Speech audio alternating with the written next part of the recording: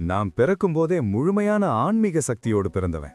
எல்லாரும் ஆச்சரியப்படுற மாதிரி மிக வலிமையான கன்னர் தொழிலை தான் நான் தேர்ந்தெடுத்தேன். ஆனா வெறும் கன்னர் தானே அப்படின்னு சொல்லி ஸ்கூல்ல இருக்கிற எல்லாரும் என்ன பார்த்து ஒரு பொம்பளை பொறுக்கி மாதிரி கேலி பண்ணி சிரிச்சாங்க. கையில உருப்படியா குண்டு இல்லனா ஊர்ல இருக்கிற தெரு நாய் கூட உன் மேல வந்து ஒண்ணு கடிச்சிட்டு போயிடும் அப்படின்னு கிண்டல் பண்ணுவாங்க. ஏன்னா ஒரு கன்னர் தன்னோட ஆயுதத்தை அவங்களே தான் உருவாக்கணும். அதுக்கு நேரமும் சக்தியும் நிறைய மூலப்பொருட்களும் தேவைப்படும். ஆனா எனக்கு அந்த கவலை துளி கூட இல்ல. ஏன்னா என் தொழிலே ஒரு ஆயுதம் தான். அது இப்போ விழித்தெழுந்துடுச்சு. என் தனித்துவமான திறமையோட முதல் கட்டமே முடிவில்லாத குண்டுகள் தான். இதோட இரண்டாவது கட்டம் 20வது லெவல்ல தான் ஓபன் ஆகும். இப்போதைக்கு ஒரு கேர்ள் ஃப்ரெண்டை பிடிச்சுக்கிட்டு டஞ்சன் பக்கம் போய் இந்த அன்லிமிட்டெட் ஃபயர் பவர்னா என்னன்னு அவளுக்கு காட்டணும்னு முடிவு பண்ணேன். ஹால் 1ல இருந்து வேகமா வெளியே வந்து ஹால் 3க்குள்ள நுழைஞ்சேன். அங்க அந்த மேடைக்கு பக்கத்துல டுகுயான் நின்னுட்டு இருந்தா. எங்க காலேஜ்ல என்ன போலவே அவளும் ரொம்ப பிரபலம். நான் என்னோட அபாரமான சக்தியால ஃபேமஸ் ஆனவன். ஆனா டுகுயான் அவளோட அழகால எல்லா பசங்க மனசுலயும் தேவதையா ஃபேமஸ் ஆனவள். ஆமா, இந்த அகாடமியோட நம்பர் 1 ஜீனியஸ் ஆன என்னோட கேர்ள் ஃப்ரெண்ட் தான் அந்த ஸ்கூல் பியூட்டி. யானியே அப்படின்னு நான் பாதி பேரை சொல்லி கூப்பிடுறதுக்குள்ள அவ பக்கத்துல அந்த திமிரு பிடிச்ச செம்பட்ட முடி யுவாண்டிங் நிக்கிறத பார்த்துட்டேன். அவன்தான் இந்த அகாடமியோட இன்னொரு ஜீனியஸ். அவனுக்கு 95 ஸ்பிரிச்சுவல் பவர் இருக்கு. அவன் ஃபேண்டம் காட் விழித்தெழுந்து அதுலயும் ரொம்ப வலிமையான நைட் வாக்கர் ஆகிட்டான்னு அங்க இருந்தவங்க பேசிக்கிட்டது என் காதுல விழுந்துச்சு. டுகுயான் அவங்கிட்ட ரொம்ப சிரிச்சு பேசிட்டு இருந்தா. என்ன செல்லமா கூப்பிட்ட உடனே அவன் முகம் அப்படியே மாறிடுச்சு. பயத்துல பக்கத்துல இருக்கிற யுவாண்டிங்க பார்த்துட்டு முகத்துல இருந்த சிரிப்பை தொலைச்சிட்டு ரொம்ப கர்வமா மாறினான். யானியே, நான் இன்னும் பேசி முடிக்கல அப்படின்னு நான் சொல்ல வர்றதுக்குள்ள அவ திடீர்னு குறுக்க மறிச்சா. நான் தான் முந்தானேத்தே சொல்லிட்டேன்ல, நமக்குள்ளெல்லாம் முடிஞ்சு போச்சுன்னு, இனிமே என்ன வந்து தொந்தரவு பண்ணாத அப்படின்னு கத்தினா. அப்புறம் அவ போன்ல இருந்து ஒரு ஸ்கிரீன்ஷாட் எடுத்து எங்க சாட் ஹிஸ்டரியை என்கிட்ட காட்டினா. நான் ஒரு நிமிஷம் உறைஞ்சு போயிட்டேன். அவ அந்த போனை யுவாண்டிங்குக்கு தெரியற மாதிரி வேணும்னே மெதுவா திருப்பினா. அவ பண்ற இந்த சின்ன சின்ன நாடகங்கள் எல்லாம் என் கண்ணுல தெளிவா தெரிஞ்சுது. என் முகத்துல இருந்த ஆச்சரியம் மெதுவா மறைஞ்சு அவளை ரொம்ப சீரியஸா பார்த்தேன். என்னோட அந்த பார்வையை பார்த்து அவ கொஞ்சம் பதர்னாலும் தைரியத்தை வரவழைச்சுக்கிட்டு மூஞ்சிய ஒரு மாதிரி வச்சுக்கிட்டா. நிச்சயமா இதுதான் உன் முடிவா அப்படின்னு நான் நிதானமா கேட்டேன். நான் அப்படி கேட்டதும் அவளுக்கு ஒரு நிம்மதி வந்துருச்சு. ஏன்னா நான் இப்படி நிதானமா கேட்கிறேன்னா அவ சொன்ன பொய்களை நான் இப்போதைக்கு அம்பலப்படுத்த மாட்டேன்னு அவளுக்கு புரிஞ்சிடுச்சு. என்னை பத்தி டுகுயானுக்கு நல்லாவே தெரியும். நான் பார்க்க ரொம்ப அமைதியானவ மாதிரி இருந்தாலும் எனக்குள்ள ஒரு தனி கர்வமே இருக்கு. சில விஷயங்களை விளக்க வேண்டிய அவசியம் எனக்கு இல்லைன்னு நினைப்பவன்னா. அதனால என்னை பத்தி வர்ற வதந்திகளை நான் என்னைக்குமே கண்டுக்க மாட்டேன். டுகுயான் பக்கத்துல இருந்து யுவாண்டிங்க பார்த்தா. யுவாண்டிங் அவளோட போன்ல இருந்த ஸ்கிரீன்ஷாட்டை பார்த்ததும் அவ போனை உள்ள வச்சுக்கிட்டா. கடந்த 1 வருஷமாவே நம்ம 2 பேரோட குணமும் செட் ஆகாதுன்னு நான் புரிஞ்சுக்கிட்டேன். அப்படி இருக்கும்போது சீக்கிரமாவே பிரிஞ்சிடுறது தான் நல்லது. அது நம்ம 2 பேரோட எதிர்காலத்துக்கும் நல்லது அப்படின்னு சொன்னா. நான் என் புருவத்தை உயர்த்தி பார்த்தேன். அவ ஏன் இப்படி பண்றான்னு எனக்கு புரிஞ்சிடுச்சு. அந்த ஸ்கிரீன்ஷாட் 2 நாளைக்கு முன்னாடி அவ என்கிட்ட கொஞ்ச நப்ப எடுத்தது. ஆனா அதை தனக்கு சாதகமா எடிட் பண்ணி வச்சிருக்கா. அதாவது இதையெல்லாம் அவ முன்னாடியே பிளான் பண்ணியிருக்கா. ஆனா இன்னைக்கு காலையில கூட நாங்க 2 பேரும் ஒன்னா சிரிச்சு பேசிட்டு தான் இருந்தோம். அப்ப அவளோட இந்த மாற்றம் இப்ப கொஞ்ச நேரத்துக்கு முன்னாடி தான் நடந்திருக்கு. நிச்சயமா நான் மெக்கானிக் தொழிலை தேர்ந்தெடுத்த விஷயம் பல வழிகள்ல அவ காதுக்கு எட்டி இருக்கும். நான் மெக்கானிக்கா மாறினது உனக்கு தெரியும்ல அப்படின்னு அவளை ஆழமா பார்த்து கேட்டேன். அவளோட கண்கள் ஒரு நிமிஷம் தடுமாறினாலும் ரொம்ப சாதாரணமா, ஆமா யாரோ பேசிக்கிட்டாங்க கேட்டேன் அப்படின்னு சொன்னா. சரி, உனக்கு என்ன கிடைச்சிருக்குன்னு நான் திரும்ப கேட்டேன். ஹோலி பிரீஸ்ட் அப்படின்னு ரொம்ப திமிரா தலைய உயர்த்தி சொன்னா. இத பார்த்ததும் எனக்கு சிரிப்பு தான் வந்தது. இந்த சந்தோஷமான செய்தியை அவகிட்ட சொல்லலாம்னு வந்த எனக்கு அவளோட இந்த சுயரூபம் தெரிஞ்சது ஆச்சரியமா இருந்தது. எனக்கு இருந்த அபாரமான சக்திக்காக தான் அவ இவ்வளவு நாள் நடிச்சிருக்கா. ஆனா இப்போ யுவாண்டிங் நைட் வாட்ச்மேனாவும் நான் ஒரு சாதாரண மெக்கானிக்காவும் ஆன உடனே அவ ரொம்ப தெளிவா நம்ம உறவை அறுத்து எரிஞ்சிட்டா. எனக்கு ரொம்ப ஏமாற்றமா இருந்தது. அவகிட்ட இனிமே பேசவோ விளக்கம் சொல்லவோ எதுவுமே இல்லைன்னு முடிவு பண்ணி திரும்பினேன். அப்போ யுவாண்டிங் ரொம்ப கர்வமா, லீ ஹாவ்தியன், நிஜ வாழ்க்கை ஒரு நாடகம்னு இப்பதான் உனக்கு தெரிஞ்சிருக்கும்.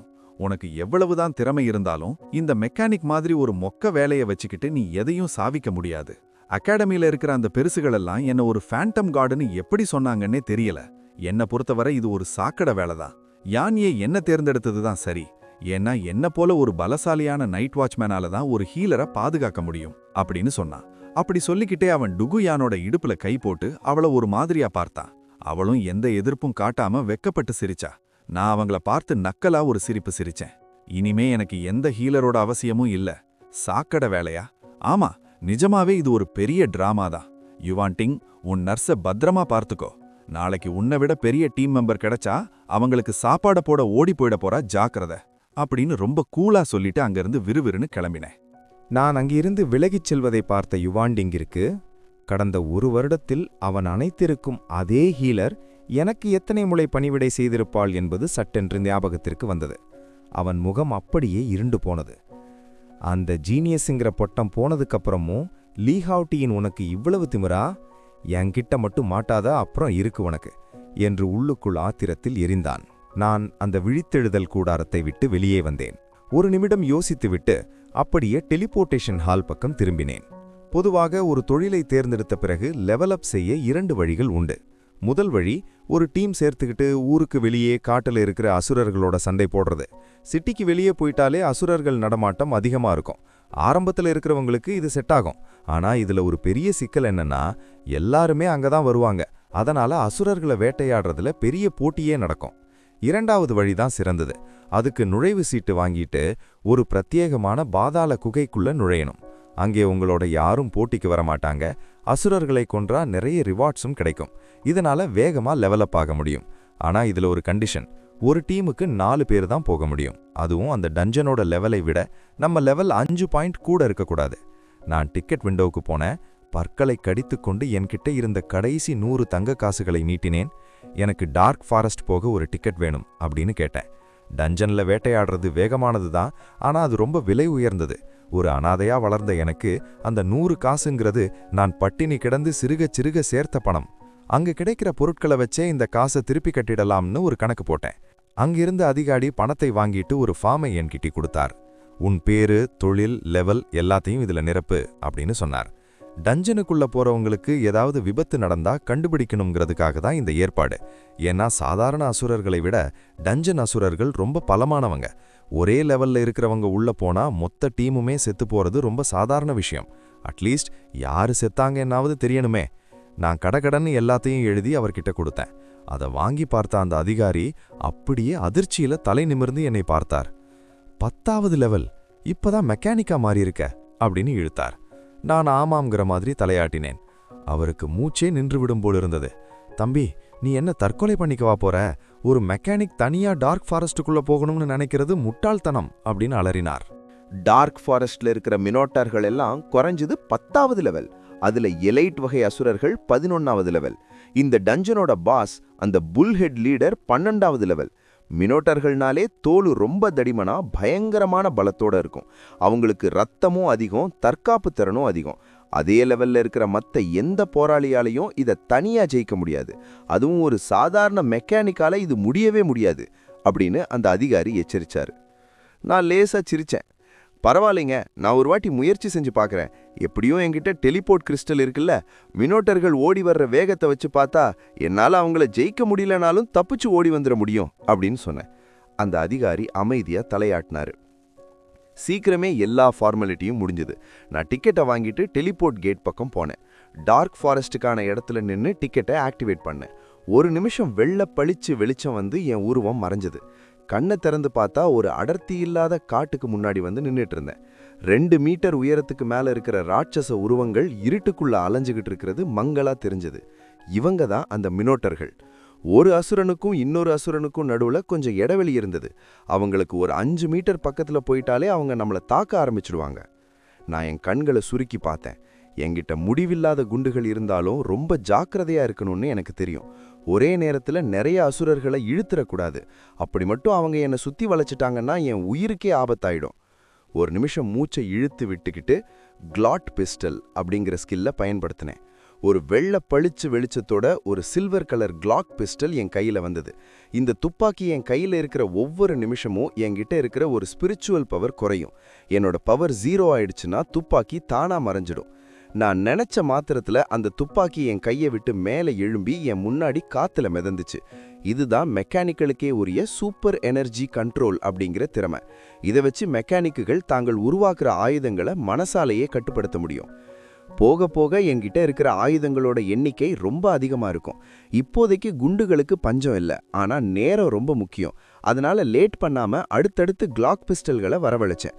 கண் நிமைக்கிற நேரத்துல 10 துப்பாக்கிகள் என் முன்னாடி மிதந்துச்சு. ஆயுதங்களை நானே உருவாக்க வேண்டிய அவசியம் இல்லாததால என்கிட்ட பவர் இருக்கிற வரைக்கும் எத்தனை ஆயுதங்களை வேணாலும் என்னால ஒரே நேரத்துல பயன்படுத்த முடியும். இப்போ இந்த 10 துப்பாக்கிகளும் இருக்கணும்னா எனக்கு 10 பவர் குறையும். என்கிட்ட மொத்தம் 200 பவர் இருக்கு. அது தானா திரும்ப கிடைச்சாலும் செலவாகிற வேகத்துக்கு ஈடு கொடுக்க முடியாது. அதனால ஒரு பாதுகாப்புக்காக இந்த டஞ்சனை 20 நிமிஷத்துக்குள்ள முடிச்சே ஆகணும். அது போதும்னு எனக்கு தோணுச்சு. கண்ணுல ஒரு வெறியோட டார்க் ஃபாரஸ்டுக்குள்ள நடந்தேன். கிளாக் பிஸ்டலால 50 மீட்டர் தூரம் வரைக்கும் சுட முடியும். ஆனா எனக்கு குறி வைக்கிறதுல அவ்வளோ அனுபவம் இல்லைங்கிறதால ஒரு 20 மீட்டர் தூரம் வரைக்கும் போனேன். அப்புறம் அந்த 10 துப்பாக்கிகளையும் ஒரே நேரத்துல சுட வச்சேன். டப டப டபன்னு துப்பாக்கி சத்தம் அந்த இடத்தையே அதிர வச்சது. அந்த மினோட்டார் திரும்பி பார்க்கறதுக்கு முன்னாடியே ஒரு அடி கூட எடுத்து வைக்க முடியாம அந்த குண்டு மழையில அப்படியே தரையில சாஞ்சு செத்து போச்சு. அந்த மினோட்டேரை கொன்றதுக்காக எனக்கு 10 எக்ஸ்பீரியன்ஸ் பாயிண்ட்ஸ் கிடைச்சது. என் முன்னாடி மின்னுன அந்த கில் ப்ராம்ப்டை பார்த்ததும் எனக்கு மூச்சே நின்னு போச்சு. அப்பாடா, நிஜமாவே இது வேற லெவல் வேகம் அப்படின்னு எனக்குள்ளேயே சொல்லிக்கிட்டேன். ஒரு மெக்கானிக்கா எப்படி விளையாடணுங்கிற சரியான வழியை கண்டுபிடிச்ச சந்தோஷத்துல என் உடம்பே லேசா நடுங்குச்சு. இன்ஃபைனைட் ஆமோ, இதுதான் என்னோட பலமே. நான் மினோட்டார்களுக்கும் எனக்கும் இடையில சரியான தூரத்தை பராமரிச்சேன். இந்த டஞ்சனை பொறுத்த வரைக்கும் 5 மீட்டர் தூரத்துக்குள்ள நம்ம போகலனா துப்பாக்கி சத்தம் கேட்டாலும் அவங்க நம்மள தாக்க வரமாட்டாங்க. என்னை சுத்தி 10 கிளாக் துப்பாக்கிகள் மிதக்க நான் அந்த டார்க் ஃபாரஸ்டோட ஆழமான பகுதி வரைக்கும் எல்லா அசுரர்களையும் வேட்டையாடிக்கிட்டே போனேன். வழியில 2 எலைட் மினோட்டார்களை பார்த்தேன். ஆனா என்னோட விடாத குண்டுமழையில அவங்களும் சல்லடையா தொலைக்கப்பட்டு நிம்மதியா நிரந்தர தூக்கத்துக்கு போயிட்டாங்க. அவங்க ஒவ்வொருத்தரும் எனக்கு 20 எக்ஸ்பீரியன்ஸ் பாயிண்ட்ஸ் கொடுத்தாங்க. அதாவது சாதாரண அசுரர்களை விட 2 மடங்கு. டார்க் ஃபாரஸ்ட்ங்கிறது ஒரு ஆரம்ப கட்ட டஞ்சன் தான். இதுல மொத்தம் ஒரு பாஸ், 2 எலைட், அப்புறம் 47 சாதாரண மினோட்டார்கள் இருப்பாங்க. என்னோட இன்ஃபைனைட் ஆமோ பலத்துல வெறும் 10 நிமிஷத்துல அந்த காட்டுப்பாதையை கடந்து டார்க் ஃபாரஸ்டோட கடைசி எல்லைக்கு வந்துட்டேன். அங்க தூரத்துல ஒரு நெருப்புக்கு பக்கத்துல 3 மீட்டர் உயரத்துக்கு மேல இருக்கிற ஒரு பிரம்மாண்ட மினோட்டார் முன்னும் பின்னும் நடந்துகிட்டு இருந்தது. அது உடம்புல ஒரு பளபளக்கிற வெள்ளி நிற கவசம் இருந்தது. அதை சுத்தி ஒரு பயங்கரமான மிரட்டுற சக்தி தெரிஞ்சுது. அந்த கடைசி பாஸை பார்த்த உடனே நான் தயங்கவே இல்லை. என் மனசாலேயே கட்டளையிட அந்த 10 துப்பாக்கிகளும் வெறித்தனமா சுட ஆரம்பிச்சுது. அந்த பாஸோட தற்காப்பு திறன் எலைட் அசுரர்களை விட 2 மடங்கு அதிகம். ஆனா விடாம வந்து விழுந்த அந்த குண்டு மழையில அவன் என்னை பார்த்து 3 அடி கூட எடுத்து வைக்க முடியல. தபார்னு தரையில விழுந்து செத்து போனான். மினோட்டார் பாஸை கொன்னதுக்காக 50 பாயிண்ட்ஸ் கிடைச்சது. அப்புறம் டஞ்சனை முழுசா முடிச்சதுக்காக 100 பாயிண்ட்ஸ்.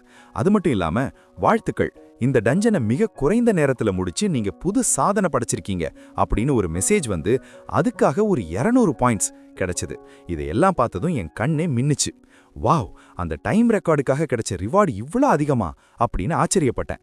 அதே வேகத்துல வாழ்த்துக்கள், நீங்க 11வது லெவலுக்கு முன்னேறிட்டீங்க அப்படின்னு மெசேஜ் வர எஸ், லெவல் அப் ஆயிட்டேன் அப்படின்னு கத்துனேன். நிஜமாவே மத்தவங்களோட முண்டி அடிக்காம தனியா டஞ்சனுக்குள்ள வந்து வேட்டையாடுறது தான் ரொம்ப வேகம். நான் உடனே என் கெரியர் பேனலை ஓபன் பண்ணி பார்த்தேன். லெவல் அப் ஆனதால என் ஸ்பிரிச்சுவல் பவர் திரும்பவும் ஃபுல்லா இருந்தது. அது மட்டும் இல்லாம 5 பொட்டன்ஷியல் பாயிண்ட்ஸ், அதாவது திறமை புள்ளிகள் கிடைச்சிருந்தது. எவையும் யோசிக்காம அந்த 5ஐயும் என்னோட ஸ்பிரிச்சுவல் பவர் பக்கமே சேர்த்துட்டேன். லெவல் அப் ஆனதால கிடைச்ச எக்ஸ்ட்ரா பவர்ஸையும் சேர்த்து இப்போ என்கிட்ட மொத்தம் 210 பாயிண்ட்ஸ் இருக்கு. அதாவது என்னால இன்னும் 10 நிமிஷத்துக்கு இன்னொரு துப்பாக்கியை கூட சேர்த்து பயன்படுத்த முடியும். அப்போ திடீர்னு என் முன்னாடி ஒரு ஊதா நிற வெளிச்சம் மின்னியது. அந்த மினோட்டார் ராஜா செத்து கிடந்த இடத்துல ஒரு கவசம் விழுந்து கிடந்தது. நான் ஒரு நிமிஷம் ஸ்தம்பிச்சு போயிட்டேன். என்னது, ஒரு சாதாரண டஞ்சன்ல இருந்து ஒரு பர்பிள் எக்யூப்மெண்ட் கிடைச்சிருக்கா அப்படின்னு ஆச்சரியத்தோட அதை ஓடி போய் எடுத்தேன். அதோட பேரு bright silver chest armour of the bull king. இது ஒரு லைட் ஆர்மர் வகை.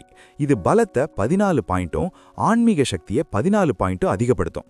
ஆனா அதை பார்த்ததும் எனக்கு லேசா ஏமாற்றமா இருந்தது. ஒரு பெருமூச்சு விட்டுட்டு இது ஒரு லைட் ஆர்மர், ச்சே இது எனக்கு செட் ஆகாதே அப்படின்னு நினைச்சேன். ஏன்னா இந்த உலகத்துல மொத்தம் 5 வகையான எக்யூப்மெண்ட்ஸ் இருக்கு. இந்த உலகத்துல கவசங்கள் மொத்தம் 5 வகைப்படும். துணி கவசம், தோல் கவசம், லகுவான கவசம், கனமான கவசம் மற்றும் தகடு கவசம். மந்திரவாதி வகையாட்கு துணி அல்லது தோல் கவசங்களை தான் போடுவாங்க. மந்திரம் மற்றும் தற்காப்பு கலை இரண்டையும் பயன்படுத்துறவங்க லகுவான கவசத்தை பயன்படுத்துவாங்க. ஆனா உடல் பலத்தை சார்ந்திருக்கிற மற்ற போர் வீரர்கள் கனமான மற்றும் தகடு கவசங்களை பயன்படுத்துவாங்க. என்னோட இந்த இன்ஜினியர் தொழில் ஒரு வகையில மந்திரவாதி மாதிரி தான். அதனால என்னால தோல் கவசங்களை மட்டும்தான் போட முடியும். மற்ற கவசங்களை போடவே முடியாதுன்னு இல்லை. ஆனா அது நம்ம தொழிலுக்கு ஏத்ததா இல்லைன்னா அந்த பொருளோட முழுமையான பலனும் பாதுகாப்பும் நமக்கு கிடைக்காது. ஆனா நகைகள் மற்றும் அணிகலன்கள் அப்படி இல்லை. அதோட குணாதிசயங்கள் நமக்கு செட்டானா யாரு வேணாலும் போட்டுக்கலாம். இந்த ஆயுதங்கள் மற்றும் கவசங்களோட தரம் சாதாரண வெள்ளை நிறத்துல ஆரம்பிச்சு பச்சை ஆர்டினரி, நீலம் எக்ஸலண்ட், ஊதா ரேர், இளஞ்சிவப்பு ஆர்டிஃபேக்ட், ஆரஞ்சு லெஜெண்டரி, அப்புறம் தங்க நிற எப்பிக் வரைக்கும் போகும். வெள்ளை நிற பொருட்கள் எல்லா இடத்துலயும் கிடைக்கும். சில வெள்ளி காசுகள் கொடுத்தாலே வாங்கிடலாம். பச்சை நிற பொருட்கள் சாதாரண அசுவர்களை கொன்னாலே கிடைக்கும். ஏலத்துல வித்தா ஒரு தங்க காசு கிடைக்கும். இந்த நீல நிற பொருட்கள் எலைட் அசுரர்கள் கிட்ட மட்டும்தான் கிடைக்கும். டஞ்சன் பாஸ்களை கொன்னா இது கண்டிப்பா கிடைக்கும். இதோட விலை பல 10 தங்க காசுகள் வரைக்கும் ஏறும். ஆனா இந்த ஊதா நிற ரேர் பொருட்கள் இருக்கு பாத்தீங்களா, அது டஞ்சன் பாஸ்கள் கிட்ட மட்டும்தான் கிடைக்கும். அதுவும் வெறும் 10% வாய்ப்பு தான் இருக்கு. ஏலத்துல இதை வாங்கணும்னா பல 100 தங்க காசுகள் வேணும். சாதாரண வீரர்கள் இதுக்காக ரொம்ப காலம் காசு சேமிக்கணும். அதனால தான் இதுக்கு அரிய வகைன்னு பேரு. எனக்கு இந்த ஊதா நிற கவசம் செட் ஆகாதுனாலும் இதை வித்தா எனக்கு பல 100 தங்க காசுகள் கிடைக்கும். இனி அந்த இளஞ்சிவப்பு ஆர்டிஃபேக்ட் வகை பொருட்கள்லாம் 1% வாய்ப்புல தான் கிடைக்கும். நிஜமாவே அதிர்ஷ்டம் இருந்தா தான் அது கிடைக்கும். கிடைச்சா பல 1000 தங்க காசுகள் லாபம். இந்த கவசத்தை தவிர அந்த மினோட்டார் ராஜா ஒரு தோல் பெல்ட்டையும் விட்டுட்டு போயிருந்தான். அது எனக்கு செட் ஆகுங்கிறதால டக்குன்னு எடுத்து போட்டுக்கிட்டேன். அதனால என் ஸ்பிரிச்சுவல் பவர் 11 பாயிண்ட் அதிகமாச்சு. இப்போ இந்த டார்க் ஃபாரஸ்ட்ல இருக்கிற எல்லா அசுரர்களையும் நான் முடிச்சிட்டேன். இவ்வளவு நேரம் வேட்டையாடுற வேகத்துல கீழே விழுந்த எதையும் நான் எடுக்கல. இப்போ அந்த அரிய வகை கவசத்தை பத்திரமா எடுத்து வச்சுக்கிட்டு அப்படியே திரும்பி போற வழியில கீழே சிதறி கிடந்த மத்த எல்லா பொருட்களையும் சந்தோஷமா அள்ளிக்கிட்டே வந்தேன். 2 எலைட் மினோட்டர்களை கொன்னதுல எனக்கு 2 நீல நிற எக்யூப்மெண்ட்ஸ் கிடைச்சது. மற்ற சாதாரண மினோட்டர்கள் கிட்ட இருந்து ஒரு 20 பச்சை நிற பொருட்கள் கிடைச்சது. இது போக அந்த அசுரர்களோட பற்கள், தோல், இரும்பு துண்டுகள்னு டஞ்சன்ல கிடைக்கிற ஏகப்பட்ட சில்லறை பொருட்களையும் அள்ளிக்கிட்டே வந்தேன். சாதாரண மெக்கானிக்குகளுக்கு இதெல்லாம் ரொம்ப முக்கியம். ஏன்னா அவங்க ப்ளூ பிரிண்ட்டை வச்சு ஆயுதங்களை உருவாக்க இதெல்லாம் தேவைப்படும். ஆனா எனக்கு இதெல்லாம் தேவையே இல்லை. எல்லாத்தையும் வித்தா நல்ல காசு பார்க்கலாம். அந்த ஊதா நிற கவசத்தை தவிர்த்துட்டு கணக்கு போட்டாலே மற்ற பொருட்களை வித்தா எனக்கு ஒரு 200 தங்க காசுகள் கிடைக்கும். டஞ்சன் டிக்கெட்டே 100 காசு தான். அப்போ என்ன போல தனியா வேட்டையாடுறவனுக்கு எக்ஸ்பீரியன்ஸ் மட்டும் இல்லாம நல்ல லாபமும் கிடைக்குது. இதையெல்லாம் யோசிச்சப்பவே எனக்கு ஆர்வம் தாங்கல. நேலத்தை வீணாக்காம டெலிபோர்ட் கிறிஸ்டல் ஆக்டிவேட் பண்ணி 3 செகண்ட்ல திரும்பவும் அந்த ஹாலுக்கு வந்துட்டேன். அங்கிருந்து வேகமா ஏல விற்பனை நிலையத்தை நோக்கி நடந்தேன். அங்கிருந்த அதிகாரி என் முகத்தை பார்த்துட்டு, இவன் எப்படி இவ்வளோ சீக்கிரம் வெளியே வந்தான் அப்படின்னு ஆச்சரியத்தோட கடிகாரத்தப்ப 2 எலைட் மினோட்டர்களை கொன்னதுல எனக்கு 2 நீல நிற எக்யூப்மெண்ட்ஸ் கிடைச்சது. மற்ற சாதாரண மினோட்டர்கள் கிட்ட இருந்து ஒரு 20 பச்சை நிற பொருட்கள் கிடைச்சது. இது போக அந்த அசுரர்களோட பற்கள், தோல், இரும்பு துண்டுகள்னு டஞ்சன்ல கிடைக்கிற ஏகப்பட்ட சில்லறை பொருட்களையும் அள்ளிக்கிட்டே வந்தேன். சாதாரண மெக்கானிக்குகளுக்கு இதெல்லாம் ரொம்ப முக்கியம். ஏன்னா அவங்க ப்ளூ பிரிண்ட்டை வச்சு ஆயுதங்களை உருவாக்க இதெல்லாம் தேவைப்படும். ஆனா எனக்கு இதெல்லாம் தேவையே இல்லை. எல்லாத்தையும் வித்தா நல்ல காசு பார்க்கலாம்.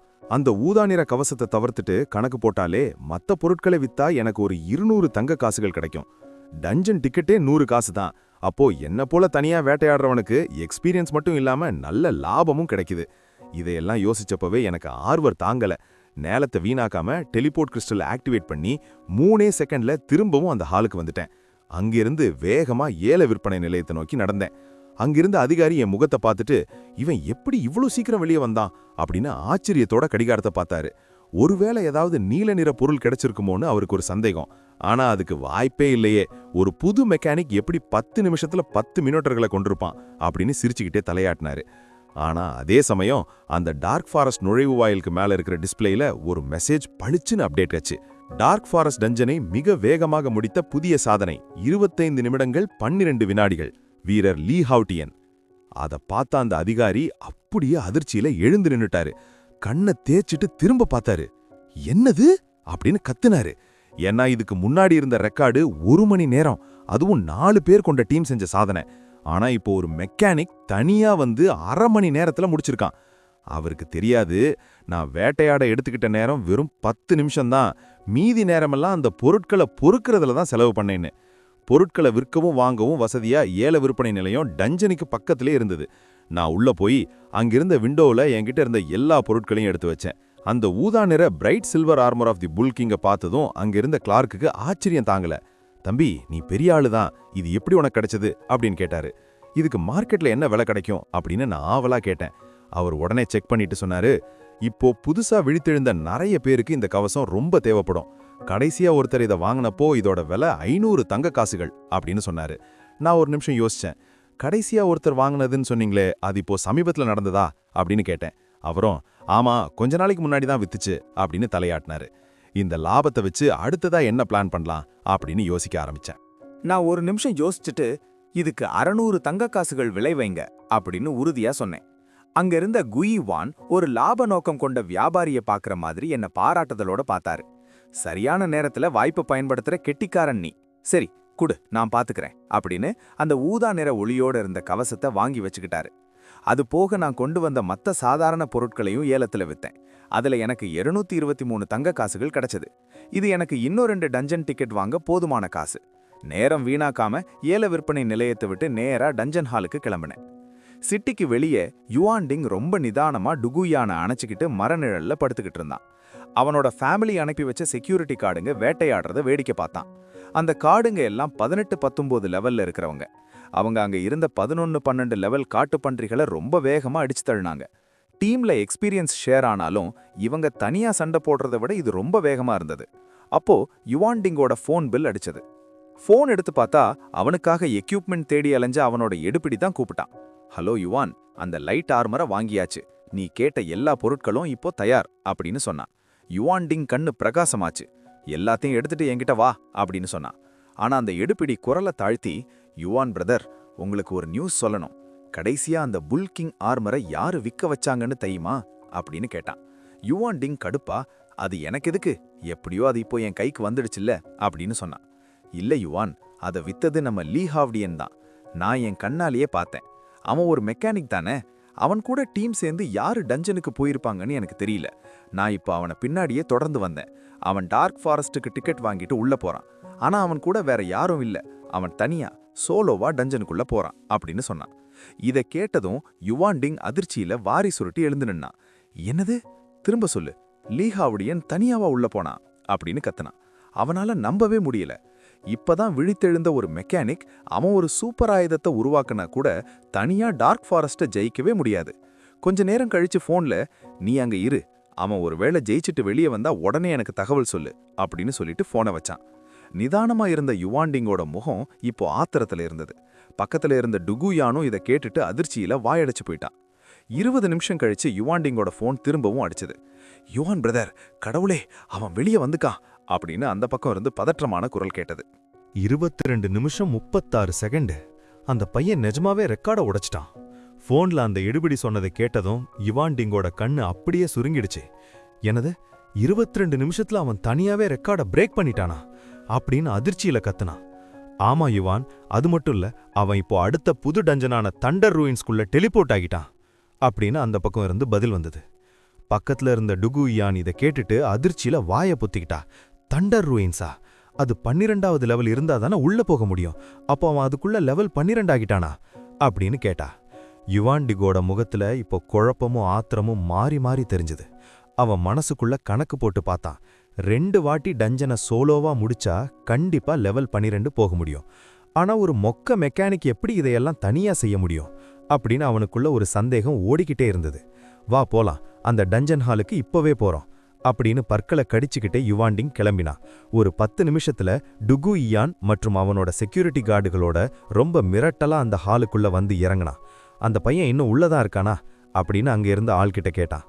ஆமா, நான் பார்த்துட்டே தான் இருக்கேன், இன்னும் வெளியே வரல அப்படின்னு அவன் சொன்னான். அப்போ அந்த இடத்துல இருந்த மத்தவங்களோட கவனமும் இப்போ அந்த டார்க் ஃபாரஸ்ட் ரெக்கார்டு பக்கம் திரும்பிச்சு. அங்க இருந்தவங்க எல்லாம் ஆச்சரியத்துல பேச ஆரம்பிச்சாங்க. என்னது, ஒரு மெக்கானிக் தனியா வந்து ரெக்கார்டை உடைச்சிட்டானா? இது எப்படி சாத்தியம்? இவன் அந்த முழு ஆன்மீக சக்தியோட பிறந்த ஜீனியஸ் தானே. ஒருவேளை கேம்ல ஏதாவது பக் கண்டுபிடிச்சு அதை வச்சு ஏமாத்தி ஜெயிச்சிருப்பானோ அப்படின்னு ஆளாளுக்கு பேசிக்கிட்டாங்க. இதை கேட்டதும் யுவான்டிங்கோட கண்ணு பிரகாசமாச்சு. நிச்சயமா லீ ஹாவ்டியன் ஏதாவது பக் கண்டுபிடிச்சுதான் இப்படி பண்ணியிருக்கணும். ஆனா அப்படி ஏதாவது ஒரு ரகசியம் இருந்தா அவன் கண்டிப்பா யார்கிட்டையும் சொல்ல போறதில்லைன்னு அவனுக்கு தெரியும். இப்போ நான் அந்த தண்டர் ரூயின்ஸ் டஞ்சனுக்குள்ள இருந்தேன். இங்க இருக்கிற அசுரர்கள் பேரு டார்க் ரேஸ். இவங்களுக்கு தற்காப்பும் தாக்குதல் சக்தியும் மினோட்டர்களை விட அதிகம். ஆனா இவங்க ரொம்ப மெதுவா தான் நகருவாங்க. வேகம் கம்மியா இருக்கிற அசுரர்கள் தான் என்னோட திறமையை காட்டுறதுக்கு சரியான ஆளுங்க. வேட்டையாடுற வேகத்தை இன்னும் அதிகப்படுத்தணும்னு நான் ஒரு 10 தங்கக்காசுகளை செலவு பண்ணி நகைகள் உட்பட ஒரு முழு செட்டு பச்சை நிற எக்யூப்மெண்ட்ஸை வாங்கி போட்டிருந்தேன். குறிப்பா கிளாத் ஆர்மர் தான் அதிக ஸ்பிரிச்சுவல் பவரை கொடுக்கும். என்னோட ஸ்பெஷலைசேஷன் தோல் கவசமா இருந்தாலும் தற்காப்பை விட இப்போ எனக்கு பவர் தான் முக்கியம். ஏன்னா எனக்கு முன்னாடி 20 கிளாக் பிஸ்டல்கள் மிதந்துட்டு இருக்கும்போது எனக்கு எதுக்கு தற்காப்பு? அதோட அவசியமே இல்ல. இப்போ என்னோட ஸ்பிரிச்சுவல் பவர் 300க்கு மேல ஏறிடுச்சு. இப்போ அந்த அசுரர்களுக்கு திருவிழாதான். 20 கிளாக் பிஸ்டலை ஒரே நேரத்துல பயன்படுத்தினாலும் என்னால 15 நிமிஷம் வரைக்கும் தாக்கு பிடிக்க முடியும். தண்டர் ரூயின்ஸ் முழுக்க மொத்தம் 80 அசுரர்கள் இருந்தாங்க. அந்த பகுதி முழுக்க நான் தெறிக்க விட்ட குண்டு சத்தம் தான் எதிரொலிச்சது. 4 மீட்டர் உயரத்துக்கு மேல இருந்த அந்த டார்க் தண்டர் வெஸ்ட் தலைவன் ஒரு மரண ஓலத்தோட தரையில சரிஞ்சு விழுந்தான். அவன் செத்த இடத்துல 2 நீல நிற வெளிச்சம் மின்னியது. 2 நீல நிற எக்யூப்மெண்ட்ஸ் அங்க கிடந்தது. கிட்ட போய் பார்த்தப்ப என் கண்ணே பிரகாசமாச்சு. வாவ், இது லெதர் ஆர்மர். இது ஸ்பிரிச்சுவல் பவரை 20 பாயிண்ட் அதிகப்படுத்தும். நீல நிற பொருட்கள்ல இதுதான் பெஸ்ட். இப்போதைக்கு என்கிட்ட போதிய ஃபயர் பவர் இருந்தாலும் எக்ஸ்ட்ரா பவர் கிடைக்கிறது தப்பில்லையே. எப்படியும் இதை இப்போதைக்கு நான் போட்டுக்கலாம். அப்புறம் தேவைப்படாதப்ப ஏலத்துல வித்துக்கலாம். இந்த டார்க் ரேஸோட ஒற்றை கொம்பும் தோலும் மினோட்டர்களோட பொருட்களை விட ரொம்ப விலை அதிகமானது. போர்க்களத்தை சுத்தம் பண்ணிட்டு என் எக்ஸ்பீரியன்ஸ் பாயிண்ட்ஸை பார்த்தேன். ஒரு சின்ன பெருமூச்சு தான் வந்தது. லெவல் ஏற ஏற அடுத்த லெவலுக்கு போறது ரொம்ப கஷ்டமாகிட்டே இருக்கு. இவ்வளவு கஷ்டப்பட்டு தனியா வேட்டையாடியும் எனக்கு 60% எக்ஸ்பீரியன்ஸ் தான் கிடைச்சிருக்கு. சரி விடு, எப்படியும் என்கிட்ட டிக்கெட் வாங்க காசு இருக்கு. இன்னும் சில வாட்டி விளையாடினா லெவல் ஏறிடலான்னு நினைச்சுக்கிட்டு டெலிபோர்ட் கிறிஸ்டலை உடைச்சு டஞ்சனை விட்டு வெளியே வந்தேன். அடப்பாவமே, 21 நிமிஷத்துல அவன் அந்த ஸ்பீடு பக்கை கண்டுபிடிச்சிட்டான். கடவுளே, இதுதான் அந்த முழு ஆன்மீக சக்தியோட பிறந்த மெக்கானிக்கல் இன்ஜினியரோட திறமையா? அவனால டஞ்சன்ல இருக்கிற ஓட்டைகளை கூட மோப்பம் பிடிக்க முடியுது. நான் வெளியே வந்ததும் சுத்தி இருந்தவங்களோட இரைச்சலும் கத்தலும் என்னை திடுக்கிட வச்சது. என்னடா இது, ஏன் இவ்வளவு பேர் திடீர்னு என்னை சுத்தி நிக்கிறாங்க அப்படின்னு யோசிச்சேன். சுத்தி இருந்தவங்களோட பொறாமையான பார்வையை பார்த்துட்டு நிமிர்ந்து அந்த டிஸ்பிளேயை பார்த்தேன். தண்டர் ரூயின் சாதனை குறிப்பு: 21 நிமிடங்கள் 21 வினாடிகள். வீரர் லீ ஹவுடியன். நான் தனியா விளையாடி ஜெயிச்ச விஷயம் காட்டுத்தீ மாதிரி பரவி இருக்குன்னு புரிஞ்சுது. தம்பி, அந்த பக்கை எப்படி யூஸ் பண்றதுன்னு சொல்லிக் கொடு, நான் உனக்கு 100 தங்க காசு தர்றேன் அப்படின்னு ஒருத்தன் கேட்கறான். இன்னொருத்தன் அவனை தள்ளி விட்டு, ஏய் போடா, அவருக்கு உன்னோட 100 காசு ஒரு தூசு. தம்பி, நான் 1000 காசு தர்றேன், அந்த ட்ரிக்கை எனக்கு சொல்லிக் கொடு அப்படின்னு கத்துறான். ஹவுடியன் அண்ணன், என்னையும் ஒரு 2 வாட்டி கூட்டிட்டு போறீங்களா? நான் ஹைனா குடும்பத்தை சேர்ந்தவள், எனக்கு குணப்படுத்த மட்டும் இல்ல, நல்லா கவனிச்சுக்கவும் தெரியும் அப்படின்னு ஒருத்தி வழியிறா. இவனுங்க பேச்சை கேட்டு எனக்கு மனசுக்குள்ள சிரிப்பு தான் வந்தது. எல்லாரும் தப்பா புரிஞ்சுக்கிட்டீங்க. நான் எந்த பக்கையும் பயன்படுத்தல, என்னோட சொந்த பலத்துல தான் நான் ஜெயிச்சேன். குறுக்கு வழியை தேடாம ஒழுங்கா ஒரு லெவலா முன்னேறுங்க அப்படின்னு ரொம்ப யோக்கியன் மாதிரி சொல்லிட்டு கூட்டத்தை முண்டி அடிச்சுக்கிட்டு ஏல விற்பனை நிலையத்தை நோக்கி ஓடினேன். மனசுக்குள்ள கணக்கு போட்டுக்கிட்டே நடந்த. இப்போதான் 2 டிக்கெட்டையும் காலி பண்ணியிருக்கேன். இப்போ கையில இருக்கிற பொருட்களை வித்துட்டு அந்த தங்க காஃபுகளை வச்சு திரும்பவும் லெவல் ஏத்தணும். நான் போறதையே எல்லாரும் ஒரு மாதிரியா பார்த்தாங்க. டஞ்சன்ல இருக்கிற பக்கு பத்தி யாருக்கும் தெரியாம இருக்காது. ஆனா அதை கண்டுபிடிச்சவன் யாருக்கும் சொல்ல மாட்டான். ரகசியமா எக்யூப்மெண்ட்டை அள்ளி காசு பார்ப்பான். இவன் என்னவோ சொந்த பலத்துல ஜெயிச்சேன்னு சொல்றான். இதை நம்புறதுக்கு நாங்க என்ன முட்டாளா அப்படின்னு அவங்களுக்குள்ள பேசிக்கிட்டாங்க. நான் வாசலை விட்டு வெளியே போக போனப்ப ஒரு அழகான உருவம் எனக்கு முன்னாடி வந்து நின்னுச்சு. நிமிர்ந்து பார்த்தா டுகுயான். புருவத்தை உயர்த்தி, டுகுயான் வழியை விடு, எனக்கு நேரமாகுது அப்படின்னு சொன்னேன். அவன் முகத்துல ஒரு சின்ன தயக்கம் தெரிஞ்சது. ஆனா நான் தனியா வேட்டையாடி சம்பாதிச்ச காசையும் எக்ஸ்பீரியன்ஸையும் நினைச்சு பார்த்த உடனே அந்த அவமானத்தை எல்லாம் முழுங்கிட்டு வந்தா. அவ கண்ணுல ஒரு பேராசை மின்னியது. ஹவுடியன், நான் முன்னாடி விளையாட்டாதான் அப்படி சொன்னேன். நாம பழையபடி சேர்ந்துடலாம். நான் இந்த கிங்ஷான் காலேஜோட பேரழகி. நீ இங்க இருக்கிறதுலையே திறமையானவன். நாம 2 பேரும் பொருத்தமான ஜோடின்னு நம்ம கிளாஸ் பசங்களே சொல்லுவாங்களே, ஞாபகம் இருக்கா அப்படின்னு கொஞ்சம் ஆரம்பிச்சா. அதுவும் இல்லாம மெக்கானிக் தொழிலுக்கு தற்காப்பு தான் பெரிய பலவீனம். ஆனா என்னோட ஹோலி பிரீஸ்ட் கரியல் உனக்கு துணையா இருந்தா நான் உனக்கு டிஃபென்ஸ் கொடுப்பேன், காயங்களை ஆற்றுவேன். இது கடவுளோட ஏற்பாடு ஹவுடியன் அப்படின்னு அவ சொல்ல அவ கண்ணுல ஒரு போலி வெளிச்சம் தெரிஞ்சது. அவளோட இந்த பகட்டான பேச்சை கேட்டு எனக்கு சிரிப்பு தான் வந்தது. இப்பெல்லாம் நான் ரொம்ப யோசிக்கிறதில்ல. நீ முன்னாடி சொன்னதுதான் சரி. நம்ம 2 பேரோட குணமும் ஒத்து வராது. நாம பிரிஞ்சு இருக்கிறது தான் நல்லது. அப்போதான் ஒருத்தரோட வளர்ச்சியை இன்னொருத்தர் தடுக்காம டிலே இருக்க முடியும் அப்படின்னு அந்த தடுக்காமங்கிற வார்த்தையை அழுத்தி சொன்னேன். அவளோட அந்த போலி சிரிப்பு அப்படியே உறைஞ்சு போச்சு. அவளை ஒரு பொருட்டா கூட மதிக்காம அவளை தள்ளி விட்டுட்டு வெளியே நடந்தேன். அவளோட ஹோலி பிரீஸ்ட் மட்டும் இல்ல, அவ ஒரு சூப்பர் சப்போர்ட் ரோல்ல இருந்தா கூட அவளை திரும்பி பார்க்க எனக்கு இஷ்டம் இல்லை. என் லெவல் ஏற ஏற எனக்கு எந்த சப்போர்ட்டும் தேவையில்லை. இன்ஃபினிட் ஃபயர் பவர் கையில் இருக்கும்போது நான் லெவல் அதிகமாகி பல கவச ஆயுதங்களை உருவாக்குவேன். ஒருத்தராலும் என்னை காயப்படுத்த முடியாது. அப்புறம் எனக்கு எதுக்கு ஹீலிங்? நான் ஏல விற்பனை நிலையத்துக்குள்ள போறத பார்த்துட்டு டுகுயான் அவமானத்துல அங்கேயே நின்னுட்டா. அப்போ யுவான் டிங் அங்க வந்தான். அவன் சுத்தி இருந்த கூட்டத்தை பார்த்து, ஏய் கஞ்ச பயல்களா, வேலை வெட்டி இல்லாம வேடிக்கை பார்த்துட்டு இருக்கீங்களா, என் கூட சண்டை போடணுமா அப்படின்னு கத்தினான். அங்க இருந்தவங்களுக்கு கோபம் வந்தாலும் அவன் ஒரு ஃபேண்டம் காடாச்சேன்னு பயந்துட்டு விலகி போயிட்டாங்க. யுவான்டிங் பொறாமையோட ஏல விற்பனை நிலையத்தை பார்த்துட்டு, ச்சே, அந்த பிச்சைக்கார பையன் லீஹாவுடையன் இவ்வளோ சீக்கிரம் வழிக்கு வரமாட்டேங்கிறான், அவன் மட்டும் உன்னை கூட்டிட்டு போயிருந்தா அந்த பக்கு ரகசியத்தை நான் தெரிஞ்சுக்கிட்டு இருப்பேன் அப்படின்னு கருவினான். டுகுயானுக்கும் ஒரு சின்ன வருத்தம் இருந்தது. ஒருவேளை நான் அவளை சேர்த்துக்கிட்டு இருந்தா அவள் யுவான்டிங்க அம்போன்னு விட்டுட்டு என் கூடவே வந்திருப்பா. அவளுக்கு யுவான்டிங் மேலே எந்த பாசமும் இல்லை. யுவான் குடும்பத்தோட பலத்தை வச்சு 3 நாளில் நடக்க போகிற காலேஜ் செலெக்ஷனில் ஜெயிச்சு ஈஸ்ட் டிராகன் எம்பையரில் இருக்கிற ஒரு பெரிய ஹைஸ்கூலில் சேரணுங்கிறது தான் அவளோட திட்டம்.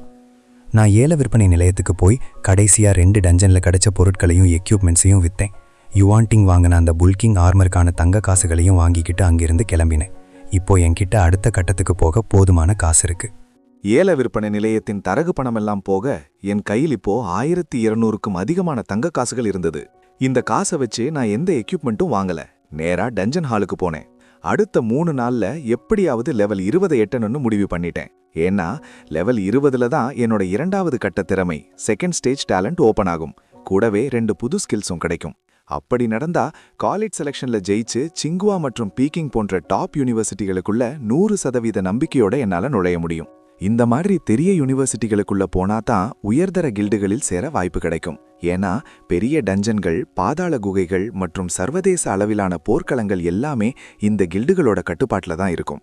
ஒரு கில்டோட ஆதரவில்லாம அங்கெல்லாம் போனா சும்மா வெட்டுக்கிளி மாதிரி செத்து மடிய வேண்டியதுதான்.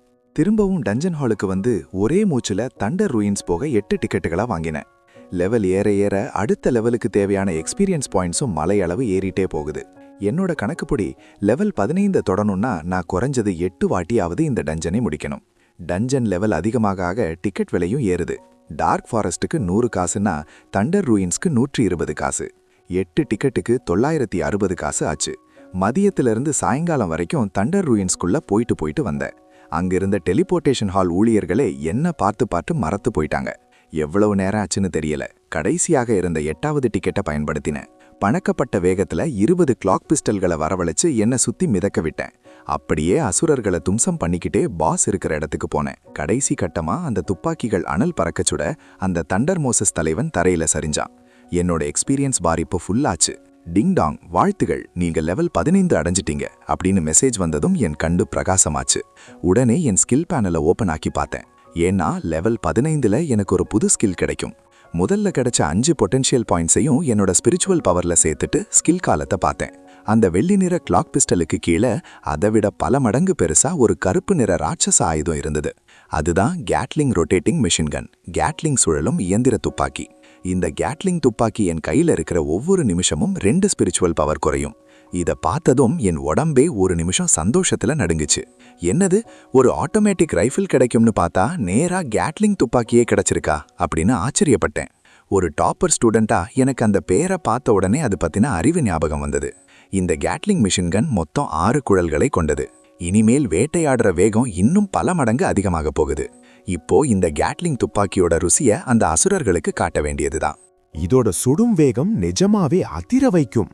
ஒரு நிமிஷத்துக்கு 1000 குண்டுகள் வரை பாயும். என்னோட இப்போதைய 20 கிளாக் பிஸ்டல்களை சேர்த்தா வர்ற வேகத்தை விட இது ரொம்ப அதிகம். ஒரு நிமிஷத்துக்கு 2 ஸ்பிரிச்சுவல் பவர் செலவானாலும் இதோட தாக்குதல் அடர்த்திக்கு முன்னாடி கிளாக் பிஸ்டல் எல்லாம் ஒண்ணுமே இல்ல. இப்போ நான் லெவல் 15 ஆகிட்டேன். கூடவே எக்யூப்மெண்ட்ஸ் கொடுத்த போனஸையும் சேர்த்தா என் ஸ்பிரிச்சுவல் பவர் 400க்கும் மேல இருக்கு.